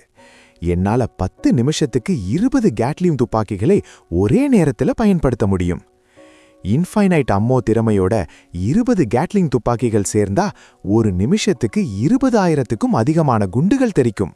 அதுவும் இந்த சூப்பர் ஆயுதங்கள் என்பதால் சூடாகி பழுதடையும் பிரச்சனையே கிடையாது.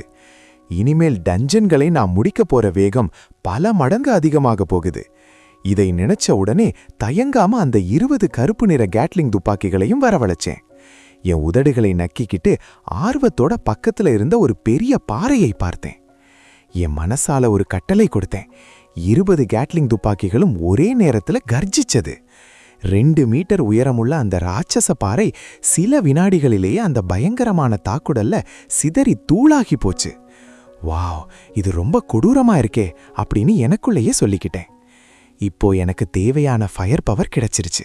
இனிமேல் என் ஒரே குறிக்கோள் ஸ்பிரிச்சுவல் பவரை இன்னும் அதிகமாக்குறது தான். அப்போ அந்த பக்கத்துல ஒரு ஊதா நிற வெளிச்சம் மின்னினதை பார்த்தேன். ஆச்சரியத்தோட ஓடி போய் பார்த்தா திரும்பவும் ஒரு ரேர் ஐட்டம். அது ஒரு பிரேஸ்லெட், மோசஸ் பிரேஸ்லெட். இது வேகம் மற்றும் 40 பாயிண்ட் ஸ்பிரிச்சுவல் பவரை அதிகப்படுத்தும். அணிகலன் என்பதால் எனக்கும் இது செட் ஆகும். திருப்தியா அதை மாட்டிக்கிட்டு டஞ்சனை விட்டு வெளியே வந்தேன். நேரா ஏல விற்பனை நிலையத்துக்கு போய் எல்லா பொருட்களையும் வித்தேன். இப்போ என் கையில 2500 தங்க காசுகள் இருந்தது. நிம்மதியா அன்னைக்கு நைட்டு தூங்க போனேன். மறுநாள் விடியற் காலையிலேயே டஞ்சன் ஹாலுக்கு வந்துட்டேன். ஆனா அங்கே நான் எதிர்பார்க்காத ஒருத்தர் நின்னுட்டு இருந்தான். யுவான்டிங். கூடவே டுகுயான் மற்றும் அவனோட 2 செக்யூரிட்டி கார்டுகளும் இருந்தாங்க. என்னை பார்த்ததும் யுவான்டிங்கோட முகம் சுருங்குச்சு. நான் இப்போ லெவல் 15ல ரொம்ப நல்ல மூட்ல இருந்தேன். இவங்கள பார்த்ததும் நேத்து அவன் என்னை கிண்டல் பண்ணது ஞாபகம் வந்துச்சு. அவங்க பக்கத்துல போய், யோ, இது நம்ம வலிமையான நைட் ஸ்டாக்கர் யுவான்டிங் இல்லையா? இன்னைக்கு என்ன அசுரர்களை வேட்டையாட போகாம டஞ்சன் பக்கம் வந்திருக்கீங்க அப்படின்னு நக்கலா கேட்டேன். டுகுயான் என்ன பார்த்தா அவ கண்ணுல ஒரு தவிப்பு தெரிஞ்சது. ஏன்னா நான் அவளை ஒரு மனுஷியாவே மதிக்காம ஏதோ போற வர்ற ஆள் மாதிரி கண்டுக்காம கடந்தேன். யுவான்டிங்கோட முகம் அசிங்கமா போச்சு. லீஹாவுடியன், ரொம்ப துல்லாத. ஏதோ ஒரு பக்கை கண்டுபிடிச்சு தண்டர் ரூயின்ஸ்ல சுத்திட்டு இருக்க. உன் தொழிலுக்கு இதோட உன் கதை முடிஞ்சுது. எதிர்காலத்துல நீ ஒரு வேஸ்டா தான் போக போற அப்படின்னு கத்தினான். ஓ அப்படியா, என்ன நடக்குதுன்னு பொறுத்திருந்து பாப்போம் அப்படின்னு ஒரு நக்கல் சிரிப்போட அவனை ஒரு பொருட்டா மதிக்காம டிக்கெட் கவுண்டரை நோக்கி நடந்தேன். என்னுடைய அந்த நக்கலான முகபாவத்தை பார்த்த யுவான்டிங் கோபத்தில் ஒரு மாதிரி சத்தம் எழுப்பிக் கொண்டு தண்டர் ரூயின்ஸ் பக்கமாக நடந்தான். நேத்து முழுக்க அவன் அசுரர்களை வேட்டையாடி ஒரு வழியா லெவல் 13 ஆகியிருந்தான். இன்னைக்கு பார்த்து 2 லெவல் 15 செக்யூரிட்டி கார்டுகளை கூட்டிட்டு வந்து எப்படியாவது அந்த தண்டர் ரூயின்ஸை முடிச்சிடணும்னு பிளான் பண்ணியிருந்தான். ஒரு மெக்கானிக்கால பக்கை கண்டுபிடிக்க முடியுதுன்னா இவ்வளவு பலமான நைட் ஸ்டாக்கரான என்னால ஏன் முடியாதுங்கிற பிடிவாதத்துல அவன் இருந்தான். அவன மாதிரி லெவல் 12 முடிச்ச நிறைய பேரு இன்னைக்கு பக் ஏதாவது கிடைக்குமான்னு அந்த தண்டர் ரூயின்ஸ் வாசல்ல காத்துட்டு இருந்தாங்க. நான் டிக்கெட் விண்டோவுக்கு போய் 700 தங்க காசுகளை நீட்டினேன். எனக்கு கிளாட் வேலி போக 5 டிக்கெட் கொடுங்க அப்படின்னு கேட்டேன். கிளாட் வேலிங்கிறது இன்னும் அட்வான்ஸ்டான கஞ்சன், அதனால டிக்கெட் விலையும் அதிகம். 140 தங்க காசுகள். அங்கிருந்த டிக்கெட் விற்பனையாளர் நேத்து நான் சோலோவா டஞ்சன் முடிச்சதை பார்த்து வரலாம். என் முகத்தை பார்த்துட்டு, தண்டர் ரூயின்ஸ் 5 டிக்கெட் தானே அப்படின்னு வழக்கம் போல கேட்டாரு. இல்லங்க, நான் கேட்டது கிளாட் வேலி. இது லெவல் 15 ஆனவங்க தான் போக முடியும். நான் இப்போ லெவல் 15 ஆகிட்டேன் அப்படின்னு சொன்னேன். இதை கேட்டதும் அவருக்கு பேரதிர்ச்சி. என்னது, அதுக்குள்ள லெவல் 15ஆ? என்னடா இவ்வளவு வேகமா லெவல் ஏறுது அப்படின்னு அவர் கத்துன கத்தல்ல ஹால்ல இருந்த எல்லாரும் இங்கேயே பார்த்தாங்க. டிக்கெட்டை ஆக்டிவேட் பண்ண போன யுவான்டிங் கிளாட் வேலிங்கிற பேச்சை கேட்டதும் அப்படியே சிலையா உறைஞ்சு நின்னுட்டான். நான் லேசா சிரிச்சுக்கிட்டு அந்த திகைச்சு போய் நின்ன அதிகாரிகிட்ட இருந்து 5 டிக்கெட்டையும் வாங்கிக்கிட்டு டெலிபோர்ட் ஏரியா பக்கம் நடந்தேன். யுவான்டிங்க கடக்கும்போது அவனை பார்த்து ஒரு கண்ணடிச்சு நக்கலா சிரிச்சேன். வலிமையான யுவான் கோபிநாத் அவர்களே, சீக்கிரம் வாங்க. நீங்க இவ்வளவு மெதுவா வந்தீங்கன்னா நான் அதுக்குள்ள கிளாட் வேலிலையும் எல்லாவது பக்கு கண்டுபிடிச்சுடுவேன் போல இருக்கே அப்படின்னு அவன் காதுபட கிண்டலா சொல்லிட்டு கிளாட் வேலிக்குள்ள மறைஞ்சு போனேன். நான் தனியா அந்த பயங்கரமான டஞ்சனுக்குள்ள போறத பார்த்ததும் அங்கிருந்த மத்தவங்க எல்லாம் தங்களோட டஞ்சனுக்குள்ள போகாம அப்படியே நின்னுட்டாங்க. என்ன நினைக்கிறீங்க, இவன் இந்த வாட்டியும் ஏதாவது ட்ரிக் பண்ணி ஜெயிச்சிடுவானா அப்படின்னு ஒருத்தன் கேட்டான். பின்ன அவன் முட்டாளா? நிச்சயம் இல்லாமலா தனியா உள்ள போயிருப்பான். எனக்கெல்லாம் பொறாமையா இருக்குப்பா. முழு ஆன்மீக சக்தியோட பிறந்தவன் இவ்வளவு வேகமா முன்னேறான் பாருங்க. ஒரே நாள்ல லெவல் 15ஆ? நிஜமாவே இது வேற லெவல் தான் அப்படின்னு அவளாளுக்கு பேசிக்கிட்டாங்க. யுவான்டிங் ஆத்திரத்துல தன் கையை முறுக்கிக்கிட்டு பற்களை கடிச்சான். அவனுக்கு தெரியும், இந்த கிளாட் வேலி நிலப்பரப்பு ரொம்ப பெருசு. அங்கே மொத்தம் 150 அசுரர்கள் இருப்பாங்க. அதாவது தண்டர் ரூயின்ஸை விட 2 மடங்கு அதிகம். இந்த சவாலை அவன் எப்படி சமாளிக்க போறான்னு பார்க்க எனக்கும் ஆர்வமா இருந்தது. யுவான்டிங் அங்கேயே பிடிவாதமாக உட்கார்ந்து கிளாட் வேலி வெளியேறும் வழியையே வெறித்து பார்த்து கொண்டிருந்தான். இந்த இடத்துல அசுரர்கள் ரொம்ப நெருக்கமா இருப்பாங்க. ஒரு மொக்க மெக்கானிக்கால இங்க எந்த பக்கையும் பயன்படுத்த முடியாதுன்னு நான் நம்புறேன் என்று தனக்குத்தானே சொல்லிக் கொண்டான்.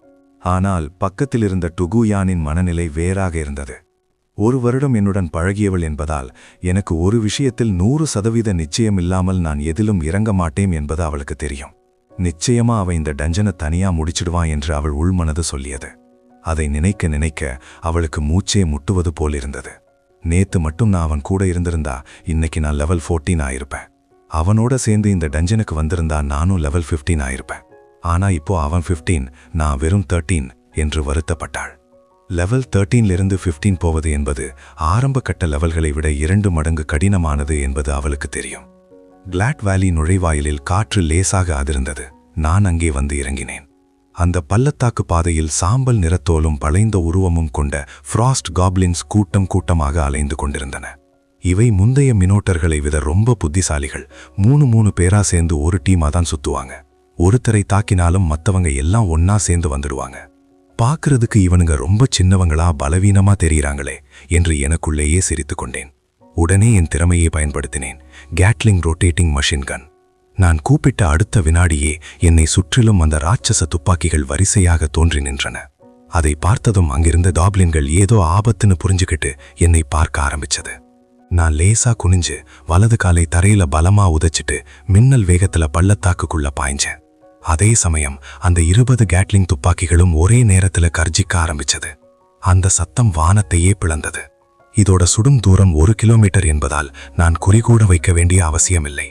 வெட்டுக்கிளி கூட்டம் மாதிரி பாய்ந்த அந்த குண்டுகள் 1 கிலோமீட்டர் தூரம் வரைக்கும் இருந்த எல்லா காப்லின்களையும் துவம்சம் பண்ணுச்சு. வெறும் 5 நிமிஷத்துல நான் அந்த ஃப்ராஸ்ட் காப்லின் கிங் இருக்கிற பாஸ் ஏரியாவுக்கு வந்துட்டேன். அந்த பாஸ் எப்படி இருப்பான், அவ முகம் எப்படி இருக்கும்னு கூட நான் நிமிர்ந்து பார்க்கல. ஏன்னா அவ என் கண்ணுல படுறதுக்கு முன்னாடியே என்னோட குண்டு மழையில சிதறி போயிட்டான். இவ்வளவு வேகமா ஒரு டஞ்சனை முடிக்க முடியும்னு நானே எதிர்பார்க்கல. அந்த பாஸ் அசுரன் இருந்த இடம் ரத்தமும் சதையுமாக சிதறி போயிருந்தது. சாதாரண ஃப்ரோஸ் காப்ளினை கொன்றதுக்கு 30 பாயிண்ட்ஸ், எலைட் காப்ளினுக்கு 50, அந்த காப்ளின் கிங்குக்கு 100 பாயிண்ட்ஸ் என எக்ஸ்பீரியன்ஸ் குவிந்தது. அது மட்டும் இல்லாம கிளாட் வேலி டஞ்சனை முழுமையாக முடித்ததற்காக 300 பாயிண்ட்ஸும், மிக குறுகிய நேரத்தில் முடித்து சாதனை படைத்ததற்காக 500 பாயிண்ட்ஸும் போனஸாக கிடைத்தது. ஹஹஹா, செம்ம! நிஜமாவே இது வேற லெவல் மாஸ் என்ன எனக்குள்ளேயே உற்சாகமாக கத்திக்கொண்டேன். இதுதான் ஒரு இன்ஜினியரோட உண்மையான விஸ்வரூபம். 100 எதிரிகளை ஒரே ஆளாக சமாளிக்கும் ஃபயர் பவர் கிங். டஞ்சனோட கஷ்டம் அதிகமா இருந்தாலும் என்னோட வேகம் இப்போ முன்ன விட அதிகமா இருக்கு. இந்த கேட்லிங் மிஷின் கன் அதோட பேருக்கு ஏத்த மாதிரியே மரண மாஸ் காட்டுது. இப்போ இருக்கிற என் வேகத்தை பார்த்தா லெவல் 20 டஞ்சனுக்குள்ள போனா கூட அங்க இருக்கிற அசுரர்களை என்னால துவம்சம் பண்ண முடியும்னு எனக்கு ஒரு நம்பிக்கை வந்துடுச்சு. மனசு முழுக்க உற்சாகத்தோட அந்த போர்க்களத்தை சுத்தம் பண்ணி அசுரர்கள் விட்டுட்டு போன பொருட்கள் மற்றும் கவசங்களை சேகரிச்சுட்டு டஞ்சனை விட்டு வெளியே வந்தேன். வெளியே இருந்த கூட்டம் அப்பவும் என்னை பத்தி தான் பேசிட்டு இருந்தது. அப்போ திடீர்னு டெலிபோர்ட் ஏரியாவில் ஒரு வெள்ளை வெளிச்சம் மின்னினதை பார்த்தாங்க. லீ ஹவுட்டியன் இப்பவே வெளியே வந்துட்டானே, ஒருவேளை அவன் போட்ட அந்த பக் பிளான் சொதப்பிடுச்சோ அப்படின்னு எல்லாரும் ஆச்சரியமா பார்த்தாங்க. ஆனா அடுத்த வினாடியே அந்த டிஸ்பிளே போர்டில் ஒரு மெசேஜ் பளிச்சுன்னு அப்டேட் ஆச்சு. கிளாட் வேலி டஞ்சனை மிக வேகமாக முடித்த புதிய சாதனை, 15 நிமிடங்கள் 21 வினாடிகள், வீரர் லீ ஹவுட்டியன். அந்த சிவப்பு நிற எழுத்துக்களை பார்த்ததும் 1 நிமிஷம் அந்த இடமே அமைதியாச்சு. அப்புறம் அப்படியே வெடிச்சு சிதறிச்சு. அட பாவமே, என் கண்ணையே என்னால நம்ப முடியலையே. 15 நிமிஷத்துல ஒருத்தன் தனியா கிளாட் வேலியை முடிச்சிட்டானா, இவன் என்ன அந்த காப்ளின்களுக்கே இளவரசனா அப்படின்னு கத்துனாங்க. யுவாண்டிங் அப்படியே பேய் பார்த்தவன் மாதிரி அந்த போர்டையே வெறிச்சு பார்த்துட்டு நடுங்கினா. டுகுயான் அதிர்ச்சியில வாயை பிளந்து அப்படியே நின்னுட்டா. நான் இந்த டஞ்சனை ஜெயிப்பேன்னு அவளுக்கு தெரியும், ஆனா இவ்வளவு சீக்கிரம் முடிப்பேன்னு அவ கனவுல கூட நினைக்கல. இவன் என்ன நேரா பாஸ் ஏரியாவுக்கு பறந்து போயிட்டானா, விழுந்த பொருட்களை கூட எடுக்க மாட்டானா அப்படின்னு அவ யோசிச்சா. நிச்சயமா இது அவன் பண்ற ட்ரிக் இல்ல, அந்த டஞ்சன்லயே ஏதோ ஓட்ட இருக்குன்னு அவளுக்குள்ள ஒரு எண்ணம் ஓடிச்சு. அவளுக்கு மட்டும் இல்ல, அங்க இருந்த நிறைய பேருக்கு இதே எண்ணம் தான் வந்தது. சில பேர் ஒரு முடிவோட டிக்கெட் கவுண்டருக்கு ஓடி போய் டீம் கூட சேர்க்காம தனியா கிளாட் வேலிக்கு டிக்கெட் வாங்கிட்டு உள்ள மறைஞ்சு போனாங்க. யுவாண்டிங் ஒரு வழியா தன் நினைவுக்கு வந்தான். என்னால இதையெல்லாம் எப்படி செய்ய முடியுதுன்னு நம்ப முடியாம என்னையே பார்த்துட்டு இருந்தான். நான் அடுத்த டிக்கெட்டை ஆக்டிவேட் பண்ணி திரும்பவும் உள்ள போறதை பார்த்த உடனே அவனால இனிமே சும்மா இருக்க முடியல. டுகுயானோட கையை பிடிச்சு இழுத்துக்கிட்டு பற்களை கடிச்சபடி டிக்கெட் விண்டோவை நோக்கி ஓடினான். பக்கத்துல இருந்த செக்யூரிட்டி கார்டு தன் முதலாளிய ஒரு மாதிரி பார்த்துவிட்டு, என்ன சொல்றீங்க எஜமான், மத்தவங்க எல்லாம் உள்ள போறத பார்த்ததும் நீங்களும் கிளாட் வேலிக்கு தான் போறீங்களோன்னு நினைச்சேன். யுவாண்டிங் அப்படியே நின்றான். அவன் உடம்பு 1 நிமிடம் சில்லிட்டு போனது. ஷே, அந்த பையன் கடுப்புல இதை நான் மறந்தே போயிட்டேன். லெவல் 15 ஆனா தானே அங்க போக முடியும், இப்போ நான் வெறும் 13 தானே என்று மனசுக்குள் அசிங்கமாக திட்டிக்கொண்டு பல்லை கடித்துக்கொண்டு திரும்பவும் தண்டர் ரூயின்ஸ் பக்கமே நடந்தான். 1 மணி நேரம் கழித்து யுவாண்டிங், டுகுயான் மற்றும் அந்த 2 செக்யூரிட்டி கார்டுகளும் திரும்பவும் அந்த டெலிபோர்டேஷன் ஹாலில் வந்து நின்றார்கள்.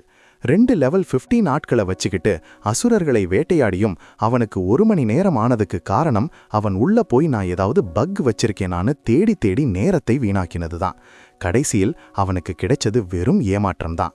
அவன் வெளியே வந்தப்போ அங்கிருந்தவங்க பேசிக்கிட்டது அவனுக்கு இன்னும் ஆத்திரத்தை வரவழைச்சது. ஏன்னா நான் 5வது முறை கிளாட் வேலிக்குள்ள போயிருந்தேன். இனிமே இவனோட போட்டி போட்டு இங்க ஜெயிக்க முடியாதுன்னு முடிவு பண்ணின யுவாண்டிங் டுகுயான கூட்டிக்கிட்டு வெளியே வந்தான். இவன் என்னவோ டஞ்சன்ல சோலோவா விளையாடுறான்ல, நான் உன் கூட தனியா நேரத்தை செலவு பண்ணி ஏன் ஆத்திரத்தை தீர்த்துக்கிறேன் அப்படின்னு திமிரா நினைச்சுக்கிட்டு அங்கிருந்து கிளம்பினான். அடுத்த 2 நாட்கள் சாப்பாடு தூக்கம் தவிர மத்த எல்லா நேரமும் நான் டஞ்சனுக்குள்ளேயே தான் கிடந்தேன். அந்த 2வது நாள் நைட்டு நான் லெவல் 18 தொட்டுட்டேன். இப்போ கிளாட் வேலியோட இன்னும் ஆழமான பகுதிக்கு டீப் ஆஃப் கிளாட் கேனியன் போறதுக்கான அனுமதி எனக்கு கிடைச்சது. அடுத்த நாள் காலையிலேயே ஏல விற்பனை நிலையத்துக்கு போய் எல்லா பொருட்களையும் வித்தேன். இப்போ என் கையில பல்லாயிரக்கணக்கான தங்க காசுகள் இருந்தது. அந்த முழு காசையும் வச்சு அந்த ஆழமான டஞ்சனுக்கான எல்லா டிக்கெட்டுகளையும் வாங்கிட்டேன். லெவல் 18 இருந்து 20 போறதுக்கு வெறும் 2 லெவல் தான் இருந்தாலும் அதுக்கு தேவையான எக்ஸ்பீரியன்ஸ் பாயிண்ட்ஸ் பல மடங்கு அதிகம். அந்த டிக்கெட் விண்டோல இருக்கிற அதிகாரி என்னை பார்த்து மரத்து போன நிலையிலும் நான் சளைக்காம அந்த பள்ளத்தாக்கோட ஆழத்துக்கு போயிட்டு வந்துகிட்டே இருந்தேன். அந்த இடமே என்னோட துப்பாக்கி சத்தத்துல அதிர்ச்சு. அங்கிருந்த ஃப்ளேம் காப்ளின் கிங் திரும்ப என் குண்டு மழையில சிமா போனான். டிங்காங், வாழ்த்துகள், நீங்க லெவல் 20 அடைஞ்சிட்டீங்க. இந்த மெசேஜை பார்த்ததும் என் உடம்பே ஒரு நிமிஷம் சிலிர்த்து போச்சு. ஒரு வழியா லெவல் 20 தொட்டுட்டேன். அந்த பாஸ் போட்ட எக்யூப்மெண்ட்ஸ் எதையும் நான் இப்போ கண்டுக்கல. வேகமா என் ஆட்ரிபியூட் பேனலை ஓப்பன் ஆக்கி பார்த்தேன். கிடைச்ச 5 பாயிண்ட்ஸையும் ஸ்பிரிச்சுவல் பவர்ல சேர்த்துட்டு நேரா அந்த திறமை பகுதிக்கு கடைசியா போனேன். அங்கிருந்த ஸ்கில்ஸை பார்த்ததும் நான் அப்படியே உறைஞ்சு போயிட்டேன். எனக்கு தெரிஞ்ச வரைக்கும் லெவல் 20ல எல்லாருக்கும் ஒரு புது ஸ்கில் தான் கிடைக்கும். ஆனா எனக்கு அங்க 2 ஸ்கில்ஸ் இருந்தது. முதல்ல இருந்த ஸ்கில் ராக்கெட் லான்ச்சர். 1 நிமிஷத்துக்கு 4 ஸ்பிரிச்சுவல் பவர் செலவாகும். இதை பார்த்ததும் என் கண்ணு மின்னியது. வாவ், ஒரு வழியா ஒரு பிரம்மாண்டமான பெரிய அளவிலான தாக்குதல் நடத்துற ஒரு ஆயுதம் கிடைச்சிடுச்சு அப்படின்னு உற்சாகமானேன். இனிமேல் எதிரிகள் கூட்டமா வந்தாலும் கவலையே இல்ல. ராக்கெட் லான்ச்சரை பொறுத்தவரை அது செலவழிக்கும் ஸ்பிரிச்சுவல் பவர் அதிகமாக இருந்தாலும் அதன் அழிவு சக்திக்கு முன்னால் இந்த விலை தாராளமானது. என்னிடம் இருக்கும் கேட்லிங் மெஷின் கன்னும் இந்த ராக்கெட் லான்ச்சரும் சேர்ந்தால் போதும். ஒரு பக்கம் குண்டு மழை, இன்னொரு பக்கம் வெடிச் சத்தம் என ஒரு சிறிய போர்க்களத்தையே என் கட்டுப்பாட்டுக்குள் கொண்டு வந்துவிடலாம். இந்த 2 ஆயுதங்களும் இருந்தால் ஆரம்பகட்ட டஞ்சன்களில் என்னை எவராலும் அசைக்க முடியாது. அப்படியே என் கவனம் அந்த 2வது கூடுதல் ஸ்கில் பக்கம் திரும்பியது. இது ஒரு அச்சீவ்மெண்ட் ரிவார்ட் ஸ்கில் என்று குறிப்பிட்டிருந்தது. அதன் பெயர் எக்ஸோஸ்கெலட்டன் ஆர்மர். இதை பயன்படுத்தினால் என்னுடைய வேகம், பலம் மற்றும் தற்காப்பு திறன் பல மடங்கு அதிகரிக்கும். ஒவ்வொரு நிமிடமும் 4 ஸ்பிரிச்சுவல் பவர் புள்ளிகள் செலவாகும். பாடப்புஸ்தகங்களில் கூட இப்படி ஒரு சாதனை பரிசு பற்றி நான் படித்ததே இல்லை. ஆனால் இதை பற்றிய விவரிப்பை பார்த்தபோது நான் வாயடைத்து போனேன். இந்த ஆர்மர் எனக்கு வெறும் கவசத்தை மட்டும் கொடுக்கவில்லை, சிலந்தியன் கால்களை போன்ற 6 இயந்திர கரங்களையும் கொடுக்கிறது. இதன் மூலம் செங்குத்தான மலைகளிலும் கரடுமுரடான பாதைகளிலும் நான் மின்னல் வேகத்தில் நகர முடியும். இது நேரடியாக தாக்குதல் நடத்த உதவாவிட்டாலும் தற்காப்புக்கும் விரைவான இடமாற்றத்திற்கும் இது ஒரு அற்புதமான சூப்பர் ஆயுதம் என்பதில் சந்தேகமே இல்லை. இறுதியாக மெக்கானிக்கல் என்ஜினியர்க்கே உரிய 2வது கட்ட தனித்துவமான திறமை, செகண்ட் ஸ்டேஜ் டேலண்ட் விழித்தெழுந்திருந்தது. அதன் பெயர் காட்ஸ் ஐ, கடவுளின் கண். இதன் சிறப்பம்சங்களை பார்த்தபோது எனக்கு தலை சுற்றியது.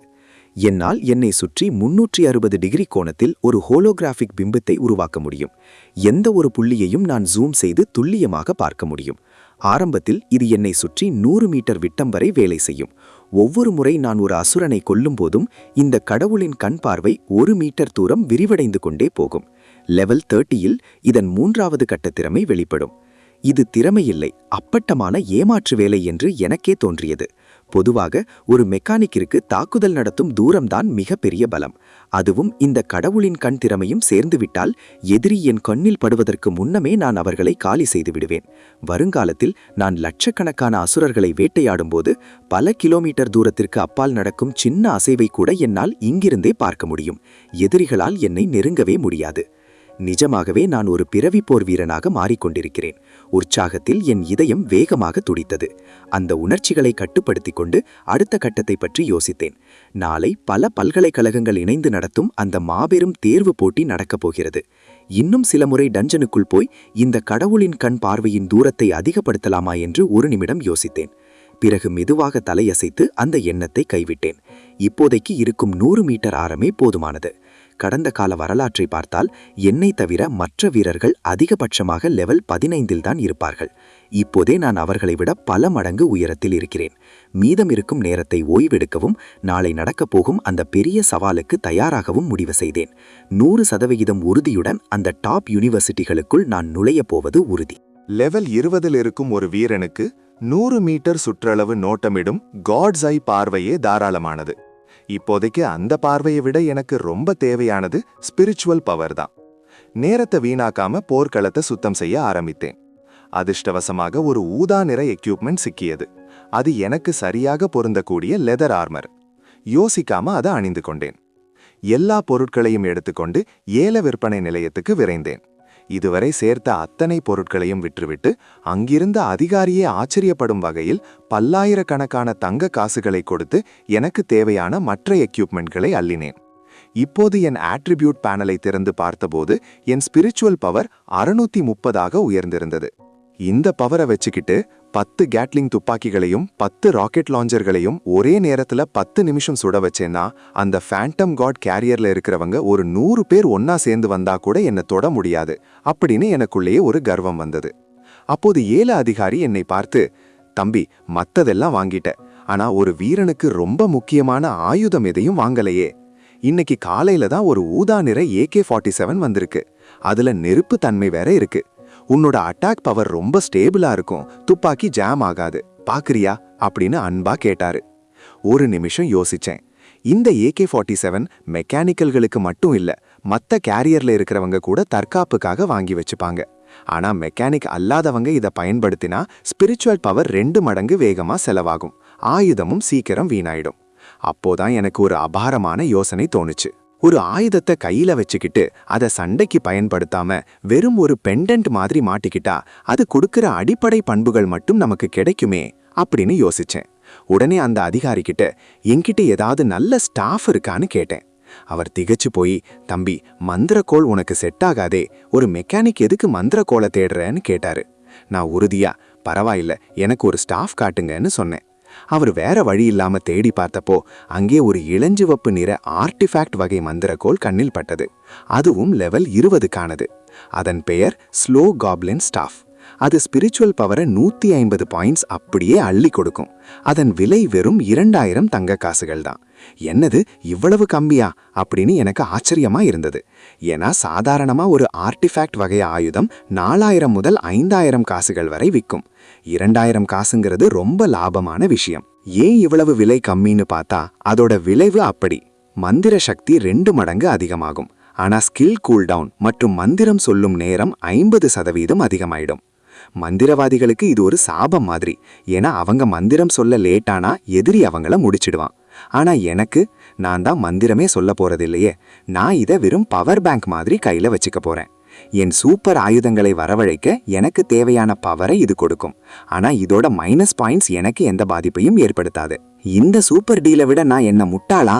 இதை இப்பவே பேக் பண்ணுங்க அப்படின்னு உற்சாகமாக கத்தினேன். நாளை நடக்க போற போட்டிக்கு நான் இப்போ 200% தயார். மந்திரம் சொல்லும் நேரம் 50% அதிகமாகும். பொதுவாக ஒரு மந்திரவாதிக்கு இது தற்கொலைக்கு சமம். எதிரி சும்மா இருக்க மாட்டான். மந்திரத்தை சொல்லி முடிப்பதற்குள் அடித்து முடித்து விடுவான். அதனால்தான் இந்த ஆர்டிஃபேக்ட் இவ்வளவு விலை குறைவாக கிடைக்கிறது. ஆனால் எனக்கு, நான் எதற்கு மந்திரம் சொல்லப் போகிறேன்? நான் இந்த மந்திரக்கோளை ஒரு ஊன்றுகோல் போலதான் பயன்படுத்தப் போகிறேன்.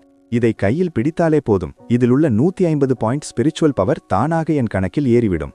இப்போ என் மொத்த பவர் 800ஐ தாண்டிவிட்டது. ஏல அதிகாரி, தம்பி, இது உனக்கு செட் ஆகாது, அப்புறம் வருத்தப்படுவ என்று தடுத்தும் கேட்காமல் 2000 தங்க காசுகளை தூக்கி எறிந்தேன். நிச்சயமா எனக்கு இதுதான் வேணும், சீக்கிரம் கொடுங்க என்று அவசரப்படுத்தினேன். அவர் வேறு வழியில்லாமல் அந்த இளஞ்சிவப்பு நிற மாயக்கோளை என்னிடம் ஒப்படைத்தார். எல்லாம் தயார். நாளை நடக்கப் போகும் அந்த பெரிய தேர்வு போட்டிக்கு நான் இப்போ ஒரு முழுமையான படைத்தளபதியாக தயாராகிவிட்டேன். அதே சமயம் டிராகன் பேரரசின் தலைநகரான தியான்ஜினில் ஒரு உயரமான பெண் குளித்துவிட்டு வந்து தன் போனை பார்த்தாள். அவள் முகத்தில் ஆச்சரியம். என்னது, நான் ஏலத்துல போட்ட அந்த காப்ளின் ஸ்டாஃப் வித்துருச்சா? எந்த பைத்தியக்கார மந்திரவாதி இதை வாங்கினானோ தெரியலையே என்று சிரித்துக் கொண்டாள். அப்போது அவள் தண்டை அறையின் வெளியே இருந்து கூப்பிட்டார். யூ, நாளைக்கு நாம சீஷாங் சிட்டிக்கு அந்த தேர்வு போட்டிக்கு கிளம்புறோம். எல்லாத்தையும் பேக் பண்ணிட்டியா? நீ நம்ம காலேஜோட ஸ்டூடெண்ட் ரெப்ரசன்டேட்டிவ். அங்க போய் என் மானத்தை காப்பாத்திடு என்றார். அவள் துள்ளலாக பதிலளித்தாள். கவலைப்படாதீங்கப்பா, நான் லெவல் 29ல இருக்கிற எலமெண்ட் கண்ட்ரோலர், சிங்குவா அகாடமியோட டாப் ஜீனியஸ் நான். உங்களை நான் தலைகுனிய விடுவேனா? மறுநாள் காலை அந்த பிரம்மாண்டமான 4 சிம்பிள் சதுரத்தில் திருவிழா கூட்டம் கூடியிருந்தது. சுற்றியுள்ள 10 நகரங்களிலிருந்து வந்திருந்த புதிய போர் வீரர்கள் அங்கே குவிந்திருந்தனர். என்னோட கிங்ஷான் காலேஜ் மாணவர்களும் ஆசிரியர்களும் ஒரு பகுதியில் வரிசையாக நின்றிருந்தோம். மேடையில் கிழக்கு டிராகன் பேரரசின் பெரிய பெரிய கல்வி அதிகாரிகள் மற்றும் பல்கலைக்கழக தலைவர்கள் அமர்ந்திருந்தனர். மேடையின் மையத்தில் இருந்த 2 மேசைகள் தான் அனைவரின் கவனத்தையும் ஈர்த்தன. இடது பக்கம் ஒரு கம்பீரமான நடுத்தர வயது மனிதர் அமர்ந்திருந்தார். அவருக்கு பின்னால் அந்த உயரமான அழகான பெண் யூ நின்றிருந்தாள். அவளுடைய நீண்ட கால்களும் கம்பீரமான தோற்றமும் அவள் ஒரு சாதாரண வீராங்கனை இல்லை என்பதை பறைசாற்றியது. தேர்வு போட்டி ஆரம்பமாக போகிறது. என் வாழ்வின் அடுத்த கட்டம் இதோ இங்கே தொடங்குகிறது. இந்த தேர்வு போட்டியில யுவான்டிங் மற்றும் டுகுயான் உன்னை பார்த்து என்ன ஆகப் போறாங்கன்னு பார்க்க எனக்கும் ரொம்ப ஆர்வமா இருக்கு. வலது பக்க மேஜைக்கு பின்னால் உதடுகளை இறுக்கமாக மூடியபடி ஒரு கண்டிப்பான நடுத்தர வயது பெண்மணி அமர்ந்திருந்தார். அவருக்கு பின்னால் நின்றிருந்த இளம் பெண்ணும் அப்படியே அந்த பெண்மணியின் அச்சு அசலாக தெரிந்தாள். அதே கூர்மையான பார்வை, முதுகில் ஒரு ஈட்டி, முகத்தில் ஒரு அமைதியான பாவம். இவர்கள் இருவரும் தான் கிழக்கு டிராகன் பேரரசின் தலைசிறந்த கல்வி நிறுவனங்களான சிங்குவா கல்லூரி மற்றும் பீக்கிங் பல்கலைக்கழகத்தின் சேர்க்கை ஆசிரியர்கள். இந்த தேர்வு மாநாட்டின் தொகுப்பாளர் அவர்கள் அருகில் வந்து மரியாதையுடன் குனிந்து வணங்கினார். வணக்கம் லார்டியூன், இந்த தேர்வு போட்டியில் பங்கேற்கும் அனைத்து மாணவர்களும் வந்துவிட்டனர்.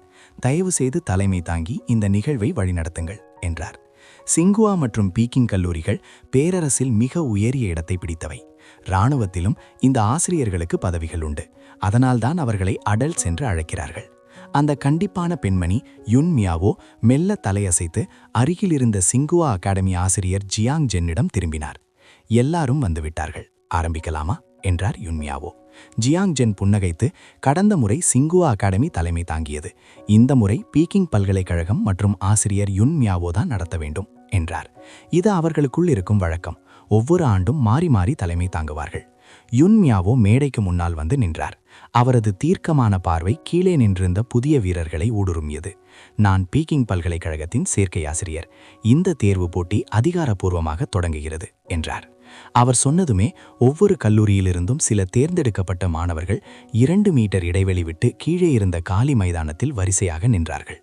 ஜியாங் ஜென் தனக்கு பின்னால் இருந்த அந்த உயரமான பெண்ணை பார்த்து, யூ நீயும் போ என்றார். அவளும் புன்னகையுடன் கீழே இறங்கி வரிசையில் நின்றாள். யுன் மியாவோ திடீரென்று காற்றில் தன் கையை நீட்ட அங்கே ஒரு தங்க நிற மந்திரக்கோள் மின்னலாக தோன்றியது. அந்த தங்க நிறத்தை பார்த்ததும் கீழே இருந்த மாணவர்கள் அனைவரும் ஆச்சரியத்தில் உறைந்து போனார்கள். பீக்கிங் பல்கலைக்கழக டீச்சர் நான் சும்மாவா, எப்பிக் லெவல் ஆயுதம் வச்சிருக்காங்க என்று ஒருவருக்குள் ஒருவர் கிசுகிசுத்துக் கொண்டனர். எழுந்து நில் என்று யுன் மியாவோ ஒரு மந்திரத்தை சொல்ல அவர் கையில் இருந்த மந்திரக்கோளை முன்னால் வீசினார். அதிலிருந்து ஒரு பிரம்மாண்டமான தங்க நிற ஒளிக்கற்றை சீறிக்கொண்டு வெளிவந்தது. அடுத்த வினாடியே மைதானத்தில் நின்றிருந்த ஒவ்வொரு மாணவருக்கும் முன்னால் ஒரு மிரர் இமேஜ், அதாவது ஒரு மாய பிம்பம் உருவாகத் தொடங்கியது. யுன் மியாவோ தனது மந்திரக்கோலை மீண்டும் ஒரு முறை அசைக்க கீழே அமர்ந்திருந்த அந்த சிறந்த மாணவர்களின் உடல்கள் லேசாக அதிர்ந்தன. அடுத்த வினாடியே அவர்களின் உடலிலிருந்து ஒரு தங்க நிற நிழல் உருவம் அப்படியே வெளியே வந்தது. யுன் மியாவோ மீண்டும் மந்திரக்கோலைச் சுழற்ற அந்த நிழல் உருவங்கள் மெல்ல உருகி விரிவடைந்து ஒவ்வொரு மாணவருக்கு முன்னாலும் ஒரு பிரம்மாண்டமான அரை ஒளியூடுருவும் ஒளிக்கண்ணாடி போல மாறின. யுன் மியாவோ கம்பீரமான குரலில் விதிகளை அறிவித்தார். இந்த தேர்வு போட்டியின் விதிகளை நான் அறிவிக்கிறேன். உங்கள் முன்னால் நிற்கும் இந்த மாணவர்கள் கடந்த ஆண்டு சேர்ந்த சிறந்த மாணவர்கள். அவர்களுக்கு முன்னால் இருக்கும் இந்த கண்ணாடி பிம்பங்கள் அவர்களின் அதே திறமைகளை கொண்டிருக்கும். ஆனால் அவற்றின் ஒட்டுமொத்த பலம் அசலில் பாதி அளவு மட்டுமே இருக்கும். அவர் தொடர்ந்தார், உங்கள் ஒவ்வொருவருக்கும் 3 வாய்ப்புகள் உண்டு. நீங்கள் ஒரு கண்ணாடியை தேர்ந்தெடுத்து உள்ளே நுழைய வேண்டும். அந்த பிம்பத்தின் தாக்குதலிலிருந்து நீங்கள் 3 நிமிடங்கள் தப்பி பிழைக்க வேண்டும். அப்படி செய்துவிட்டால் அந்த பிம்பம் எந்த கல்லூரியை பிரதிநிதித்துவப்படுத்துகிறதோ அந்த கல்லூரியில் சேர உங்களுக்கு தகுதி கிடைத்துவிடும். ஒரு எச்சரிக்கை, ஒவ்வொரு கல்லூரி பிரதிநிதிகளின் லெவலும் திறமையும் வேறாக இருக்கும். உங்கள் தகுதிக்கு மீறிய ஒருவரை தேர்ந்தெடுத்து வாய்ப்பை வீணாக்காதீர்கள். 3 வாய்ப்புகளிலும் தோல்வியடைந்தால் நீங்கள் இந்த ஆண்டு நீக்கப்படுவீர்கள். அடுத்த ஆண்டு வரை காத்திருக்க வேண்டும். இன்று நள்ளிரவு 12 மணி வரை இந்த தேர்வு நடக்கும் என்று கூறிவிட்டு தன் இருக்கைக்கு திரும்பினார். பக்கத்தில் இருந்த ஜியாங் ஜென் லேசாக முகம் சுழித்தார். ஆசிரியர் யுன் மியாவோ, இந்த விதி பார்க்க எளிதாக தெரிந்தாலும் இந்த புது மாணவர்களுக்கு இது ரொம்ப கடினம். ஒவ்வொரு பிரதிநிதியும் 1 வருடம் கல்லூரியில் படித்து தேறியவர்கள். அவர்களின் நெற்றியில் இருக்கும் ப்ரொஃபஷனல் மார்க் மூலம் அவர்களின் லெவலை தோராயமாக தெரிந்து கொள்ளலாமே தவிர அவர்களின் உண்மையான போர்த்திறனை இந்த பிள்ளைகளால் கணிக்க முடியாது. சரியான கல்லூரியை தேர்ந்தெடுப்பது இவர்களுக்கு சவாலாக இருக்குமே என்றார். யுன் மியாவோ அமைதியாக, அதனால்தான் அவர்களுக்கு 3 வாய்ப்புகளை கொடுத்திருக்கிறேன். புத்திசாலித்தனமாக செயல்படுபவன் பிழைப்பான் என்றார். மைதானத்தில் இருந்த மாணவர்கள் அனைவரும் குழப்பத்திலும் பயத்திலும் ஒருவரை ஒருவர் பார்த்து கொண்டனர். ஆனால் எனக்கு இது ஒரு பொன்னான வாய்ப்பு. 800 பாயிண்ட் ஸ்பிரிச்சுவல் பவர், அந்த புது ராக்கெட் லான்ச்சர், அப்புறம் மிக முக்கியமாக காட்ஸ் ஐ. என் கடவுளின் கண் கொண்டு அந்த பிம்பங்களின் உண்மையான பலம் என்ன என்பதை என்னால் எளிதாக கண்டுபிடித்துவிட முடியும். யுவான்டிங் மற்றும் டுகுயான் எந்த கண்ணாடியை தேர்ந்தெடுக்கப் போகிறார்கள் என்று பார்த்தேன். அவர்கள் பயந்து போய் லோ லெவல் பிம்பங்களை தேடிக்கொண்டிருக்க நான் நேராக மேடைக்கு நடுவே இருந்த அந்த மிக உயரிய சிங்குவா அகாடமி பிரதிநிதி யூயூவின் கண்ணாடி பிம்பத்தை நோக்கி நடக்க ஆரம்பித்தேன். சுற்றிலும் இருந்தவர்கள் ஆச்சரியத்தில் உறைந்து போனார்கள். யார்தா இவன்? நேரா சிங்குவா டாப் ஸ்டூடெண்ட் கிட்டேயே போறா.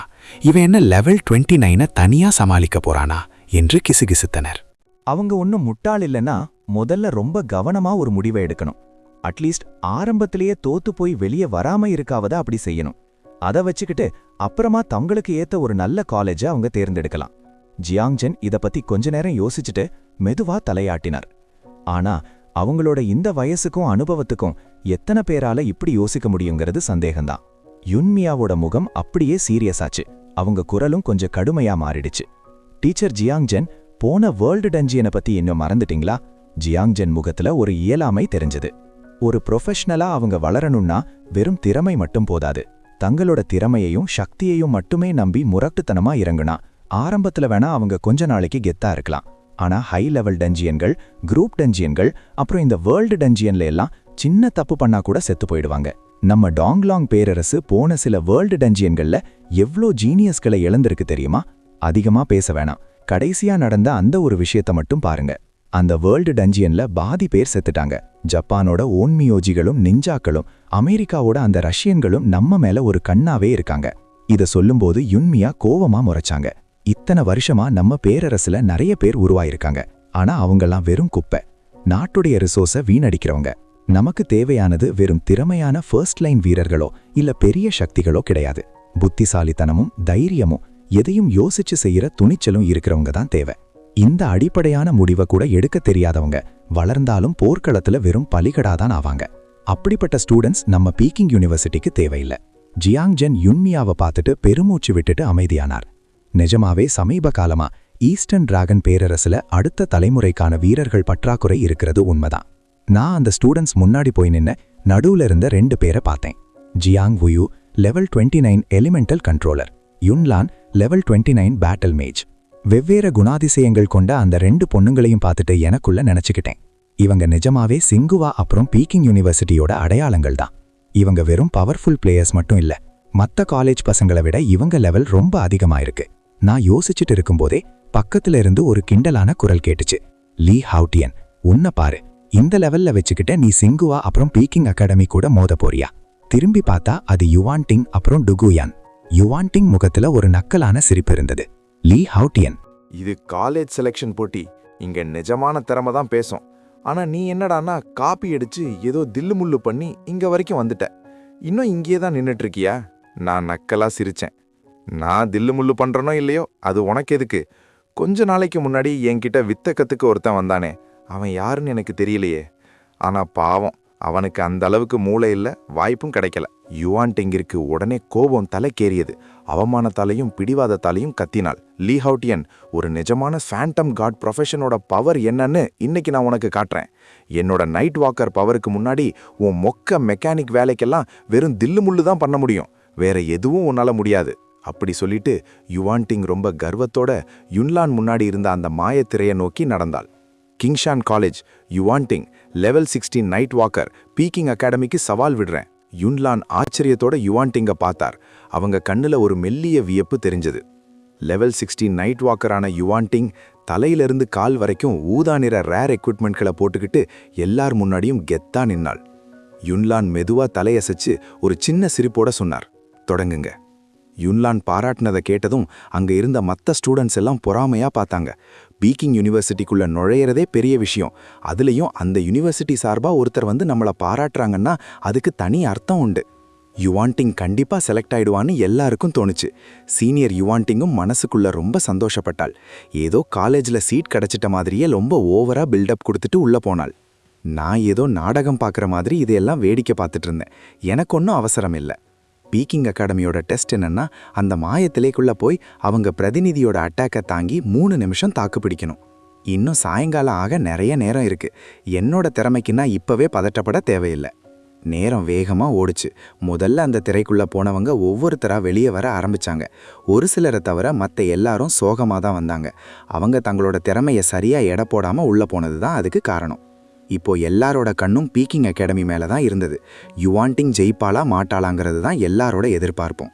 அடேங்கப்பா, 2.5 நிமிஷம் ஆயிடுச்சு, அவ ஜெயிச்சிடுவான்னு நினைக்கிறேன். நிஜமாவே அவ சூப்பர் பிளேயர் தான். நைட் ஸ்டாக்கர் பவர் சும்மாவா, இவ்வளோ நேரம் தாக்கு பிடிக்கிறாளே.